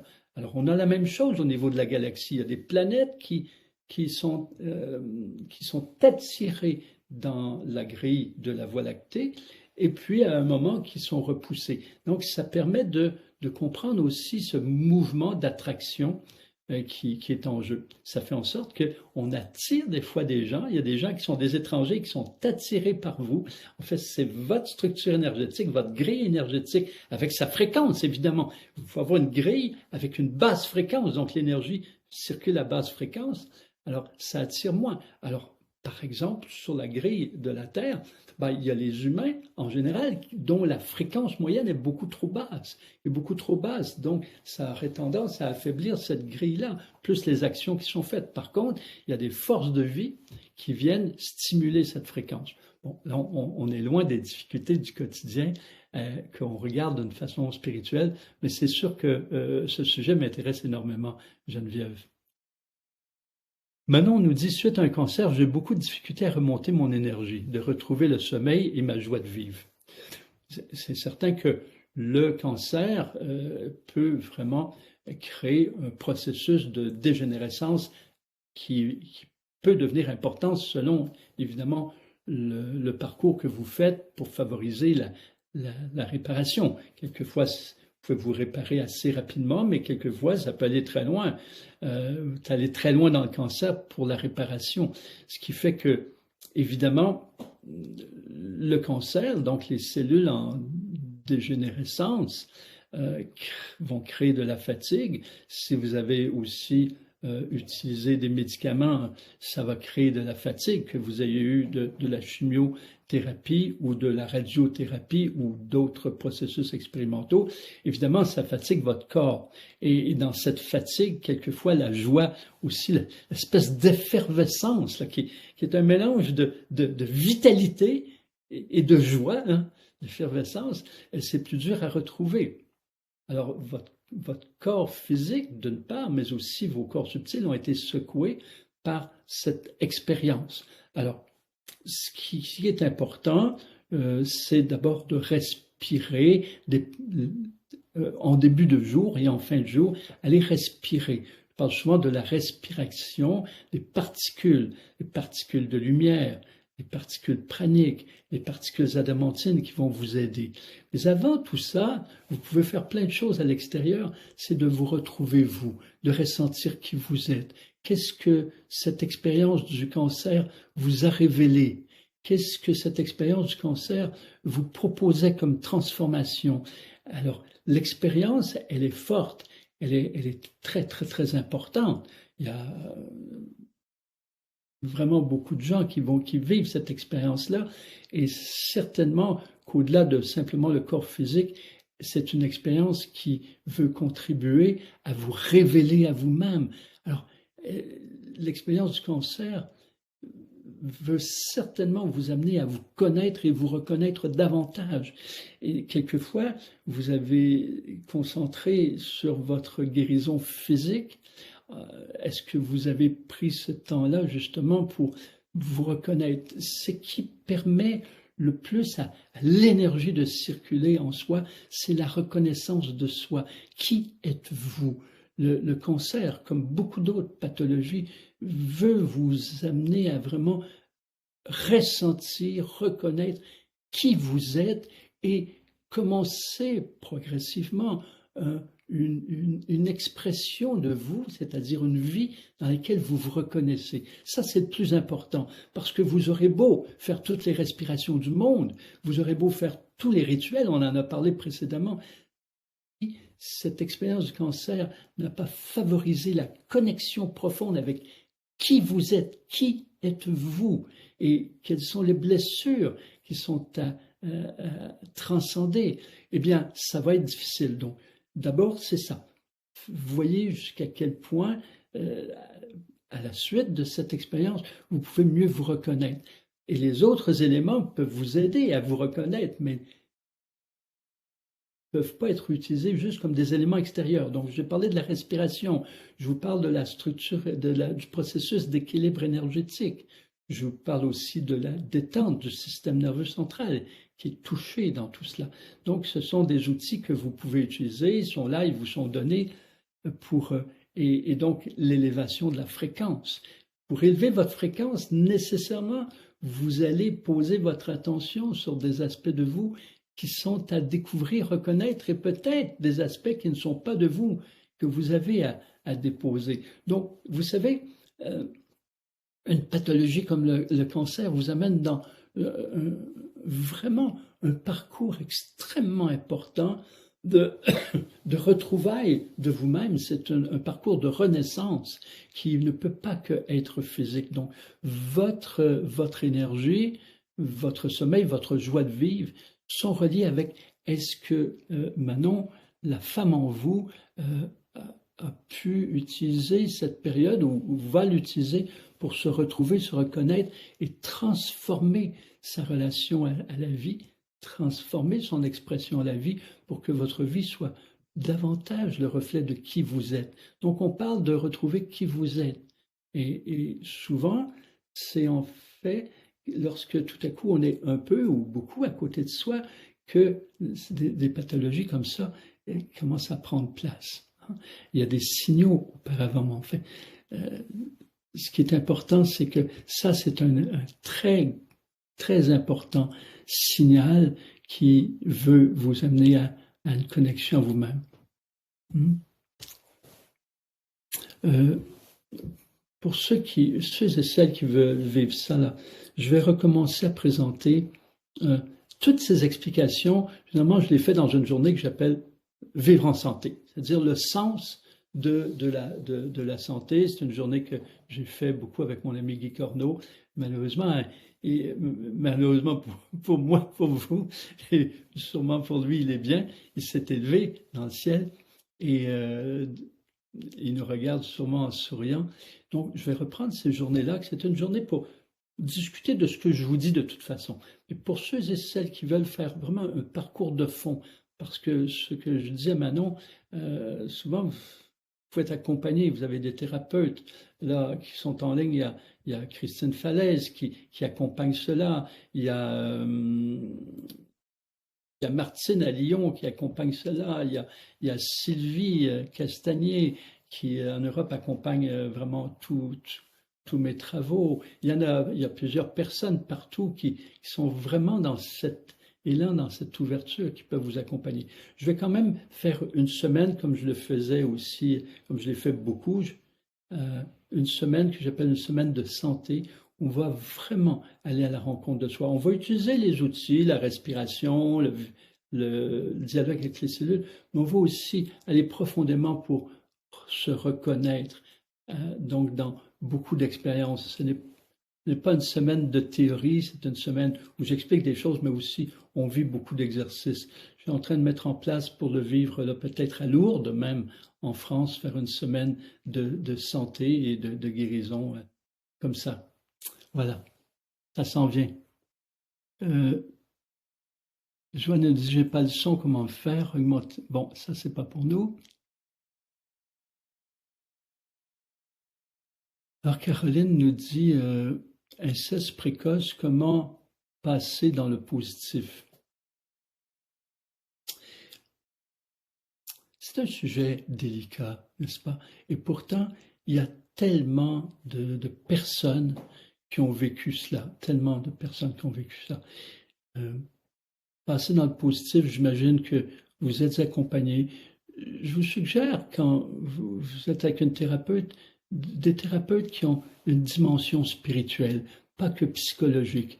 Parce que quelquefois, dans la psychologie, c'est magnifique et on a besoin d'aller plus loin, ou une approche qui est jungienne, qui n'est pas que freudienne par rapport à tout ça. En fait, ce qu'on peut voir, c'est de dire qu'il y a des thématiques qui se présentent dans un continuum d'expérience. Et notre vie ne commence pas avec notre naissance. Il y a une de mes amies qui me disait lorsque j'étais jeune, quand on est, c'est tout comme si, par exemple, vous regardez un film et vous arrivez dans le milieu du film. Vous arrivez dans le milieu du film, puis il se passe des événements, des situations, des gens qui se parlent, puis vous avez à interpréter en fonction de ce qui vous vient parce que vous n'avez pas vu le pourquoi des choses. Il y a quelqu'un, par exemple, qui n'est pas très ouvert à une autre personne, puis vous pourriez vous dire, bah, tu sais, il n'est pas très gentil, mais vous n'avez pas vu qu'est-ce qu'elle lui a fait, ou etc. Donc, arriver dans notre vie, c'est comme arriver dans le milieu, ou quelque part, dans un film qui est commencé. Il y a eu avant des expériences, et quand, au début de votre vie, déjà, il y a une inceste, ben, c'est certain que c'est un événement majeur qui peut avoir ses séquelles très importantes et qui peut être aussi la suite de certains événements. Alors, ce qui est important, c'est de réaliser que chaque événement a pour but de contribuer à votre évolution. Et c'est difficile quelquefois pour les gens d'arriver à vraiment le saisir, tellement il y a d'événements qui sont blessants, tellement qu'il y a d'événements qui sont souffrants. Alors, quelquefois, une personne regarde sa vie et se dit, mais ça, c'était tellement souffrant que ça m'a amené pendant des années de souffrance. Comment ça peut être évolutif? C'est évolutif dans qu'est-ce que ça m'amène à dépasser. Alors, ici, l'inceste précoce, utilisé a posteriori comme maintenant, cela, vous l'avez soit toujours su, ou vous en avez pris conscience dernièrement. Qu'est-ce que ça éveille en vous comme façon d'honorer qui vous êtes? C'est-à-dire, est-ce que cet inceste qui est vraiment un irrespect de l'être, de son corps et de l'être, est-ce que ce n'est pas une invitation à vous honorer profondément? Est-ce que ce n'est pas aussi une invitation à reconnaître que vous êtes intact, vous, tant dans votre cœur, dans votre tête que dans votre corps? C'est-à-dire que, comme un être qui aurait été torturé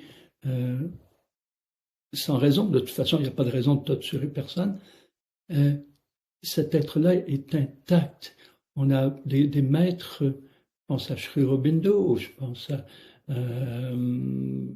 Kala Ivana, mais je pense aussi à des personnes comme Nelson Mandela qui ont passé des années en prison. Dernièrement, j'ai vu un monsieur qui a passé 40 ans en prison, faire une erreur judiciaire, qui a été libéré après 40 ans. Et ces personnes-là, cette expérience-là les a amenés à vraiment réaliser que leur véritable choix, là où il y a une liberté de l'être, c'est au niveau de sa pensée, de ses états, de ses attitudes. La personne, elle est libre à l'intérieur d'elle, même si elle a été comme ça, comme violée dans son intimité, elle est intacte en tant qu'être, même dans son corps. Et donc, évidemment, l'expérience peut amener certaines personnes presque dans une autodestruction, de le voir négativement, c'est vrai. Et loin de moi l'idée de minimiser tout ça. Je veux simplement dire que, si je fais un exemple, quelquefois, un père qui est très autoritaire, extrêmement sévère, c'est extrêmement dur aussi. Et imaginons méchant, dur, sévère, autoritaire, ça peut éveiller en vous la bienveillance dans votre vie, l'importance d'être bienveillant. Tout comme un frère qui peut être extrêmement dur et avare peut éveiller en vous la générosité.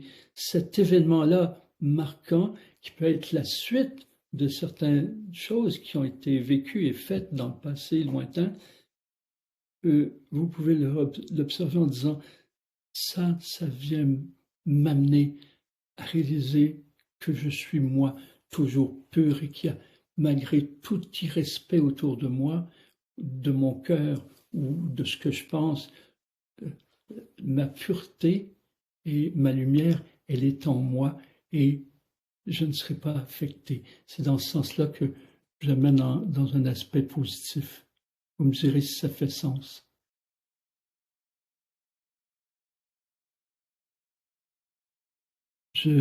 Excusez-moi, là, j'ai quelque chose à bouger ici. Ramesh nous dit, j'ai une question simple. Comment différencier l'action juste entre l'acceptation et l'amour de soi et le coup de pied aux fesses, concernant notamment des addictions, la gourmandise et l'indiscipline? Alors, voilà. C'est une question qui est vraiment intéressante et importante, Ramesh. Et elle est simple à poser. Elle n'est pas si simple. Quand on la vit, vous diront plusieurs personnes. Alors, entre l'action juste et l'acceptation et l'amour de soi et le coup de pied aux fesses, il y a des nuances. Je vais revenir aux exemples que vous donnez. Est-ce que c'est mon personnage qui me dicte l'action juste ou c'est vraiment mon cœur, mon âme, mon esprit qui me dicte? Alors, dans un choix qu'on peut se rendre compte, c'est l'aspect de l'ego du personnage a souvent un justificatif. Par exemple, on va vous dire « Oui, va de l'avant, va de ce côté-là, tu mérites bien ça. » Ou « Va de l'avant, ça va te faire... » Alors que souvent, ce qui est juste, qui vient de l'esprit ou de l'âme, n'a pas de justificatif. C'est simplement soit une lumière, une sensation qui s'est lumineuse ou une sensation vraie et juste. Maintenant, si j'arrive Et c'est complexe avec le temps, et c'est la relation avec soi qu'on développe progressivement qui en vient qu'à nous faire réaliser, par exemple, entre deux voix, vous avez deux propositions, est-ce qu'il y en a une qui est juste, l'autre qui ne l'est pas, et qui parle à l'intérieur de vous? Hein? C'est-tu la petite voix ou la grande voix? La petite voix de l'ego qui vous dit oui, oui, oui, ça, vous allez avoir du plaisir, c'est parfait, tu mérites bien ça. Et la voix de la sagesse qui dit tiens, ça c'est vraiment juste. Alors, c'est la relation à soi.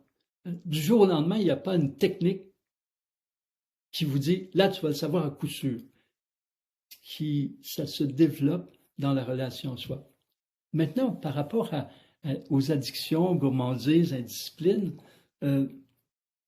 qui sont des formes de compensation.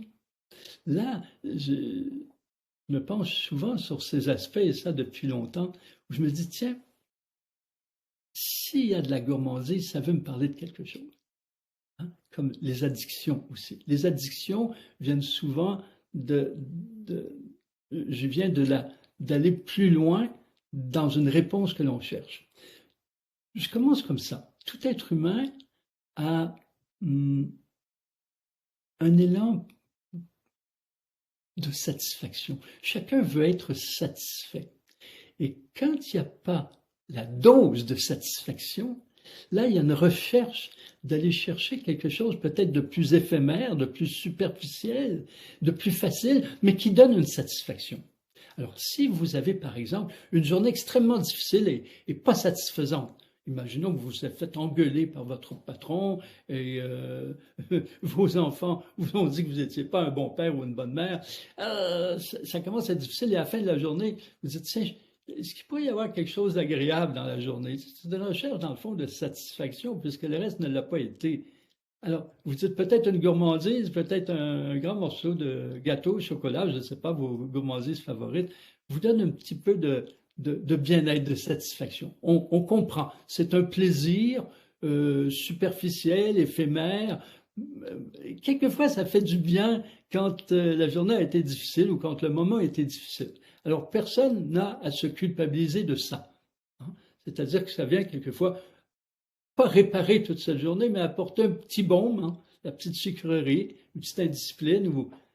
Alors, évidemment, s'il y a plusieurs journées qui se présentent comme ça, et plusieurs moments de sucrerie et de gourmandise, il peut se développer une addiction.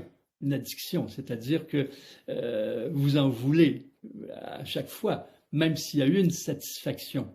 Alors ça, c'est intéressant. Comment se développe l'addiction? C'est souvent que, en fait, on recherche une satisfaction, mais on recherche aussi une forme d'intensité dans la satisfaction. Alors, imaginons que c'est toute une semaine qui n'est pas satisfaisante. Donc, chaque soir, il y a cette gourmandise qui vient apporter un petit baume. Ça ne répare pas, mais ça permet de relâcher la tension associée à l'insatisfaction. Sauf que le deuxième soir aussi, le troisième soir, qu'est-ce qui se passe? On va en prendre plus, on va en prendre 2 fois. Et donc, il peut y avoir un petit peu même d'augmentation parce qu'on cherche quelque chose qui se perdure, parce que c'est éphémère. Ce bien-être-là, on veut l'avoir plus longtemps. Ça fait déjà 3 jours, 4 jours que l'insatisfaction est là. Donc, on veut que ça soit, ce plaisir-là, on veut qu'il soit plus intense, plus profond, qu'il dure plus longtemps. C'est là qu'il y a une augmentation qui peut devenir un abus. Et de l'abus, on s'en va vers tout à coup l'addiction où le corps en demande. Et même quand tout à coup, il y a des journées où ça se passe relativement bien, il y a aussi cette demande. Là, on est rendu dans l'addiction. Mais à la fois, lorsqu'il y a une satisfaction profonde, vous pouvez regarder vos addictions puis vous dire, dans le fond, est-ce que j'ai vraiment besoin de ça? Parce que dans l'abus, ou dans l'addiction abusive, eh bien, il y a une détérioration qui se produit. Alors, dans l'addiction, il peut y avoir tout à coup des difficultés un peu de digestion, ça vient progressivement. Alors, dépendant des addictions, parce qu'il peut y avoir aussi d'autres types de difficultés. Vous vivez avec quelqu'un qui vous dit, là, ces sucreries, tu viens que exagère. Vous avez peut-être un ou une partenaire qui vous dit, ouais, finalement, ça coûte cher, ces trucs-là. Ou un autre qui va dire, tiens, mais tu prends du poids et que tu as plus de difficultés à marcher, tu as plus de difficultés à respirer. Et là, tout à coup, votre corps en souffre, et peut-être même aussi au niveau relationnel. Et donc, et en fait, ce que je vous dis, c'est ne vous culpabilisez pas. Ce sont des signaux. À la base, les compensations et ce qui en retourne, ce sont des signaux de vos insatisfactions et peut-être de frustration. Donc, il ne s'agit pas de vous pénaliser, ni de pénaliser votre tentative de satisfaction. Il s'agit de la regarder. Il s'agit de regarder puis de vous dire, oui, c'est vrai, par exemple, gourmandise, je digère moins bien, ou bien je prends du poids, ou bien ça coûte de l'argent, je ne sais pas, ou bien tout en même temps. Vous comprenez ce que je veux dire. Et là, vous pouvez vous dire, tiens, pourquoi? Qu'est-ce qui se passe? Sans faire une analyse scientifique, vous dites, qu'est-ce qui se passe? Dans le fond, je m'aperçois que ça vient apporter un petit baume, je ne suis pas vraiment satisfait de ma vie. Et ça n'a peut-être pas un rapport direct avec ce dont vous n'êtes pas satisfait. Vous pouvez vous dire, dans le fond, j'aime pas mon travail, j'aime pas ce que je fais. À la fin de la journée, je me sens moche et puis c'est peut-être des sports extrêmes qui font en sorte que j'ai l'impression d'avoir une intensité dans ma vie et je deviens addictif à ça et finalement je suis pas à la maison et ma ou mon partenaire est pas trop content dans la relation. Et il y a quelque chose qui n'est pas satisfaisant dans votre vie et là tout à coup ça vient affecter d'autres aspects de votre vie. Ça vient affecter votre corps, ça vient affecter votre santé physique et psychique, peut-être vos relations, votre relation à vous-même. Et en fait, c'est votre travail qui n'est pas satisfaisant. Et quand vous prenez le temps de regarder ça, vous vous dites, tiens, alors, qu'est-ce qui me satisferait? Et on en revient à ce dont j'ai parlé précédemment. Qu'est-ce qui me fait vibrer? Qu'est-ce qui ferait du sens pour moi dans ma vie? Et là, ça commence à se transformer. Et donc, peu à peu, si vous trouvez à transformer ce qui n'est pas satisfaisant, vous pourrez vous dire, ah oui, c'est vrai que là, j'ai toujours mon addiction aux sucreries, mais je vais réduire ça. Je vais réduire progressivement. Et une façon de réduire, c'est de transformer l'addiction par une autre qui est moins dommageable. Par exemple, imaginons que vous mangez des sucreries. Vous avez de la gourmandise, vous mangez durant la soirée. Vous dites, tiens, je vais en prendre moins et je vais appeler une amie. Je vais appeler un ami, une amie. Je vais parler un petit peu. Je le vois encore comme un peu de compensation, mais je le change par quelque chose qui est plus créateur. Une relation, un contact. Ou bien vous choisissez de lire un roman ou je sais pas, de dessiner quelque chose. Vous changez une compensation par une autre moins dommageable. Voilà, c'est un petit peu comment je vous vois les choses, puis je vous propose. Alors, on a ici Caroline qui nous dit « Mon père est mort, ma mère est en EHPAD, médicalisée. » Alors, l'EHPAD, pour les Québécois, c'est le CHSLD.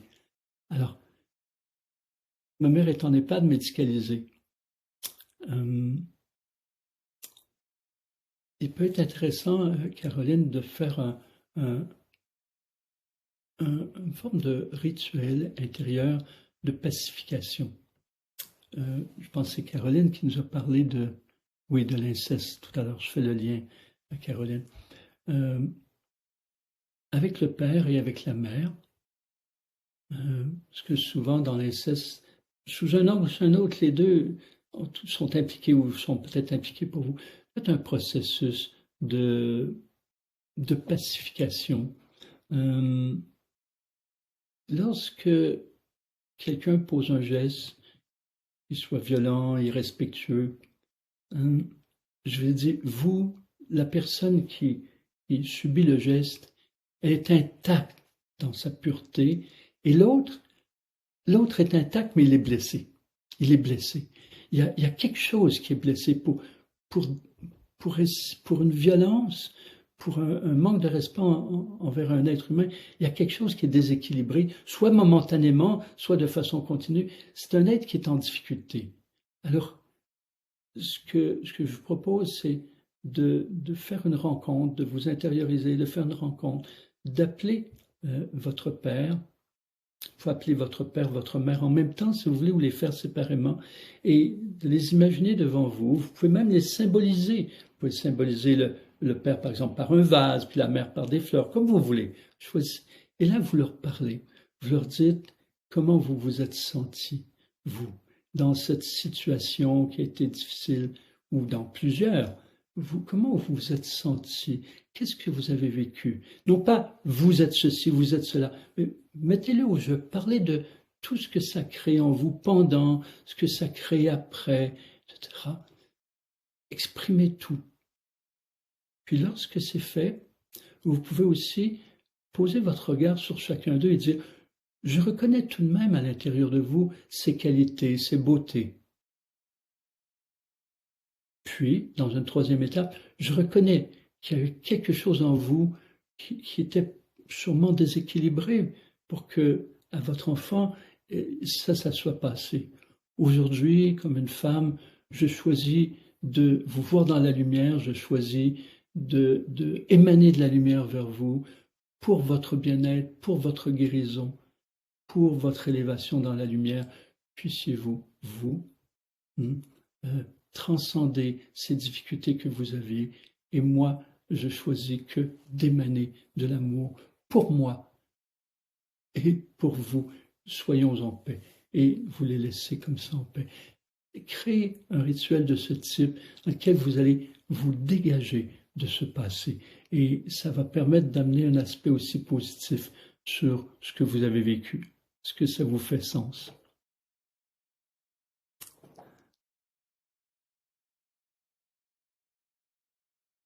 Alors, Maria, qui apprécie les guidances, mais ça marche, mais humainement parlant, c'est agréable d'avoir des gens autour qui nous acceptent tels que nous sommes. Mais bien sûr, Maria, et mon propos n'allait pas dans le sens inverse, parce que je vous disais aussi, physiquement, humainement, si vous êtes seul, vous pouvez vous connecter à des personnes, et c'est sûr que c'est intéressant des personnes qui vous apprécient. Quelquefois, il y a des gens dont la famille ne les apprécie plus, ou ne les apprécie pas, et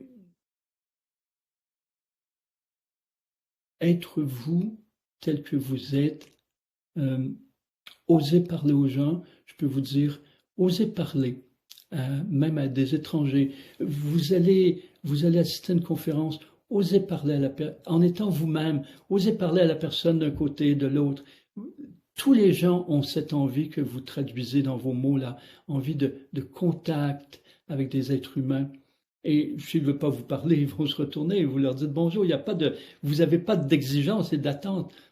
Et c'est vrai que en parlant aux uns et aux autres, si je me balade souvent dans d'autres pays, je passe dans un parc, je vois un monsieur, une dame qui sont là. Bonjour, on dit bonjour, comment allez-vous? On profite du soleil, on commence à échanger. Et il y a quelque chose qui se crée. Et quelquefois, on rencontre véritablement des amis. Je me souviens d'une période où j'étais vraiment tout seul dans ma vie. J'avais la famille, les amis, les collègues, tout avait disparu de ma vie. J'étais complètement tout seul.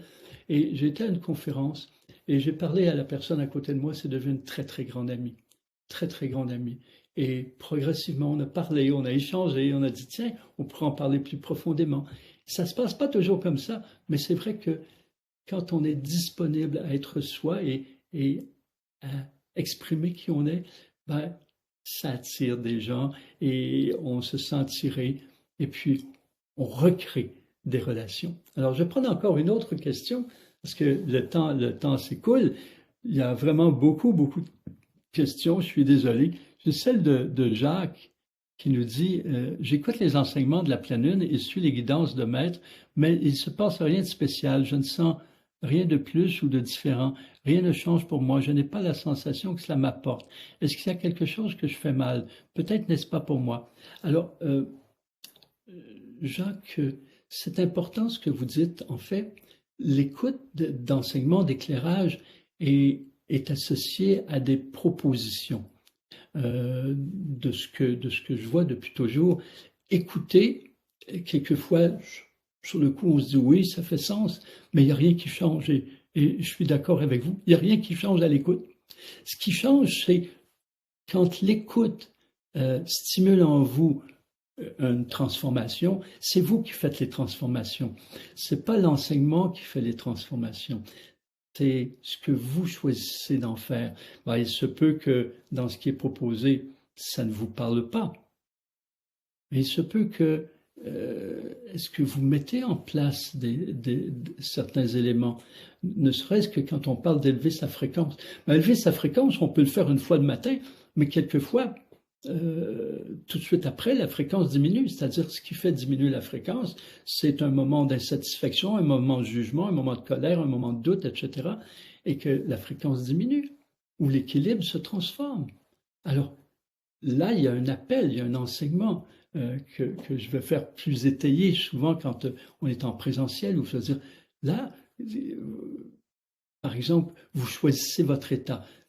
Un des grands enseignements de maître, c'est l'état dans lequel vous êtes et directement influence directement votre santé physique, psychique, énergétique et spirituelle et votre évolution. Dans quel état vous êtes. Alors, l'invitation, c'est de réaliser qu'il y a tellement d'éléments dans la vie qui peuvent influencer votre état. Ça peut être une parole de votre frère, ça peut être tout à coup un aspect économique, ça peut être un aspect politique, ça peut être tout à coup un élément qui fait résonner une blessure, votre passé, votre environnement sur toutes les sortes. À chaque instant, il y a quelque chose qui peut influencer votre état.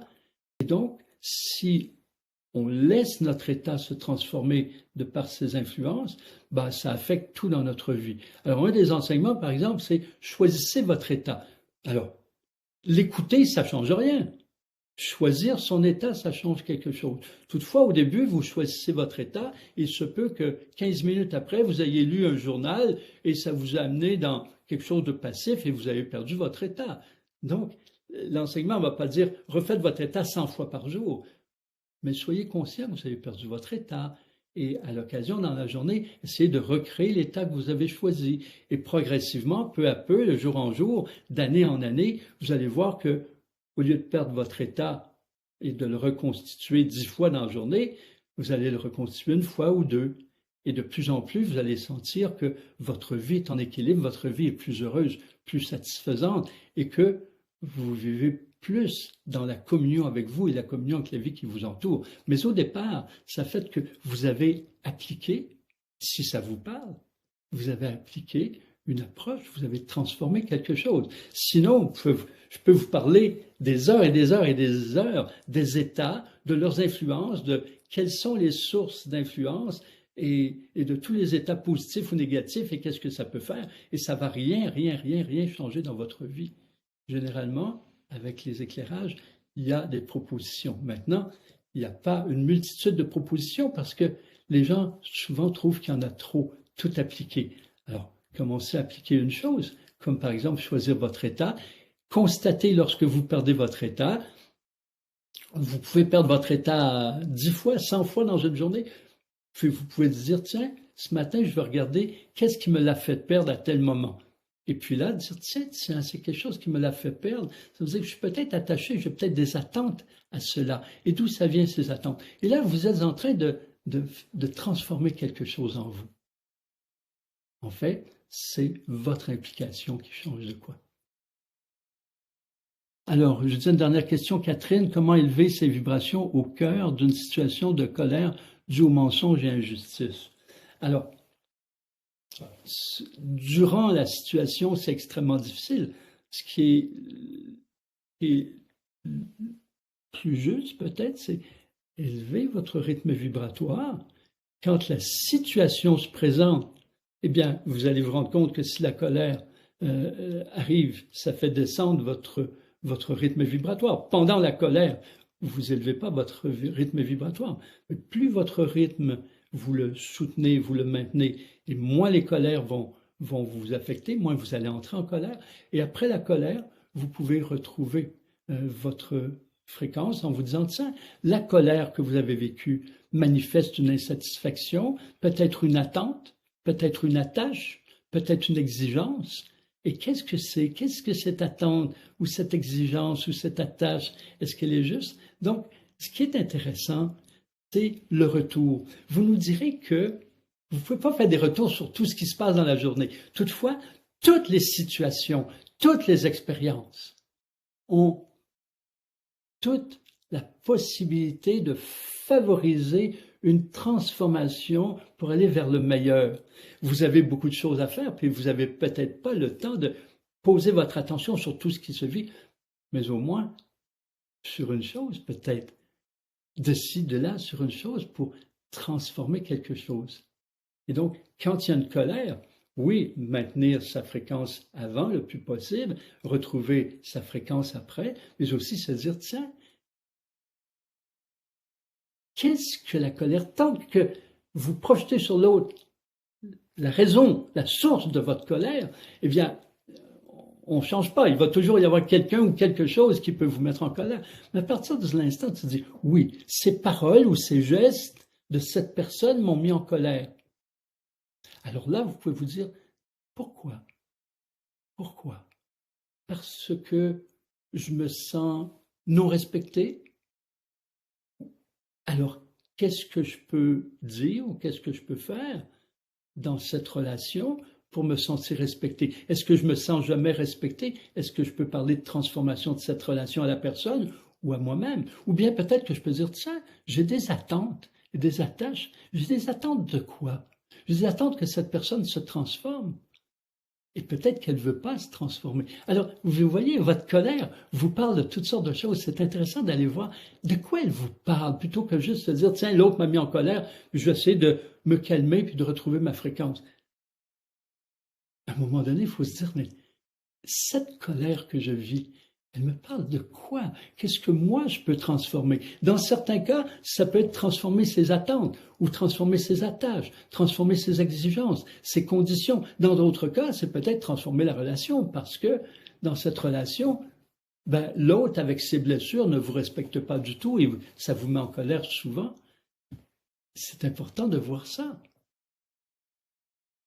Et c'est là que je parle de signaux.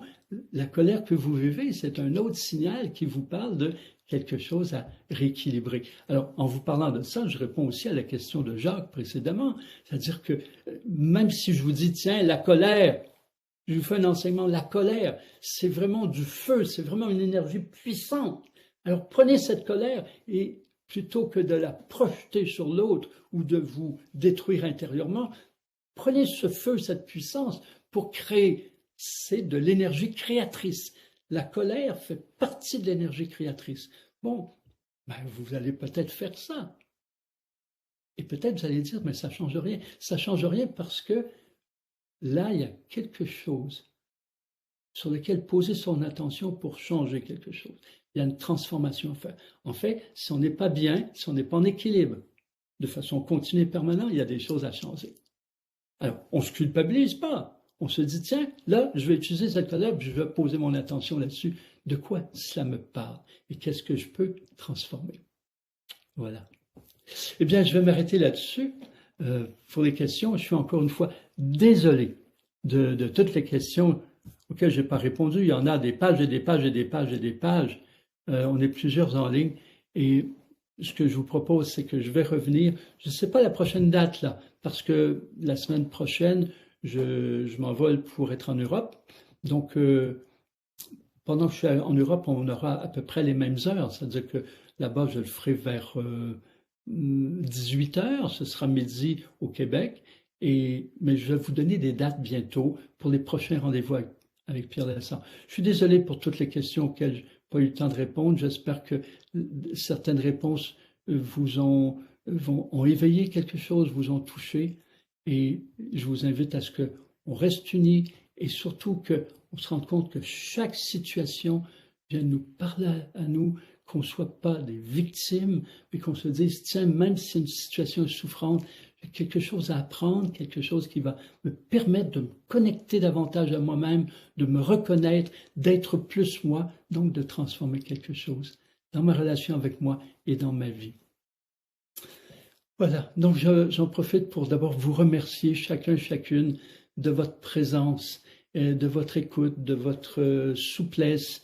Quelquefois, mes réponses peuvent vous bousculer, mais vous êtes là pour accueillir, pour voir qu'est-ce que vous pouvez retirer de cette réponse-là. Je ne pense pas que j'ai les réponses à tout. Comme je vous dis au début, je sais avec humilité, puis avec une vision spirituelle, d'apporter quelque chose qui nous amène au cœur de nous-mêmes, qui nous amène vraiment avec notre âme, notre esprit, dans la conscience du corps, dans une perspective spirituelle. Alors, on se revoit bientôt. Merci chacun, chacune. Je dis merci à Joanne qui favorise vraiment votre accueil aussi dans vos écrits c'est elle qui était médiatrice aujourd'hui.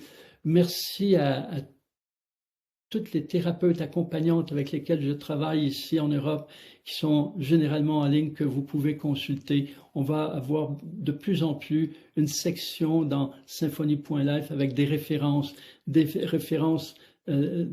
gens qui peuvent offrir des soins et qui peuvent offrir des accompagnements qui vont un peu dans le sens de ce que je propose. Je ne pense pas que ce que je propose, ça résout tout. Je ne pense pas que c'est l'unique voie.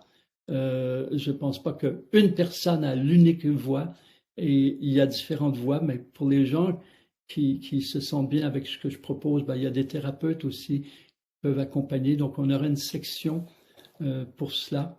Vous allez voir aussi qu'on développe des cellules. Il va y avoir la cellule méditation, la cellule école de santé. On s'en vient maintenant avec une médecin qui va être coordonnatrice de l'école de santé, où il va y avoir aussi ce que je fais comme la semaine de santé, mais aussi ce que d'autres peuvent proposer, d'autres personnes impliquées dans la santé, dont certains médecins qui sont dans de grandes ouvertures.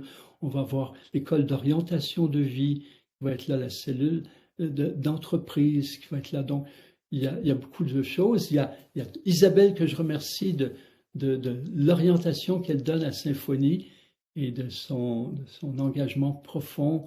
Je veux remercier aussi Christine Pellissier qui fait des posts, qui fait des résumés, des tirés à part sur Instagram, Facebook, d'enseignements qui peuvent vous toucher. Merci à Anne-Sophie qui fait aussi des tirés à part plus courts, des fois de certaines réponses que j'ai faites qui sont sur TikTok pour répondre aux gens. À qui je parle à Mylène qui fait des posts, en fait toute l'équipe. Je m'excuse si j'oublie des gens, je ne peux pas nommer toujours toutes les gens, toutes les organisatrices, organisateurs, différents endroits. Merci à tout le monde, je vous aime et on est ensemble pour collaborer avec vous tous à créer un nouveau monde. À tout bientôt. Au revoir.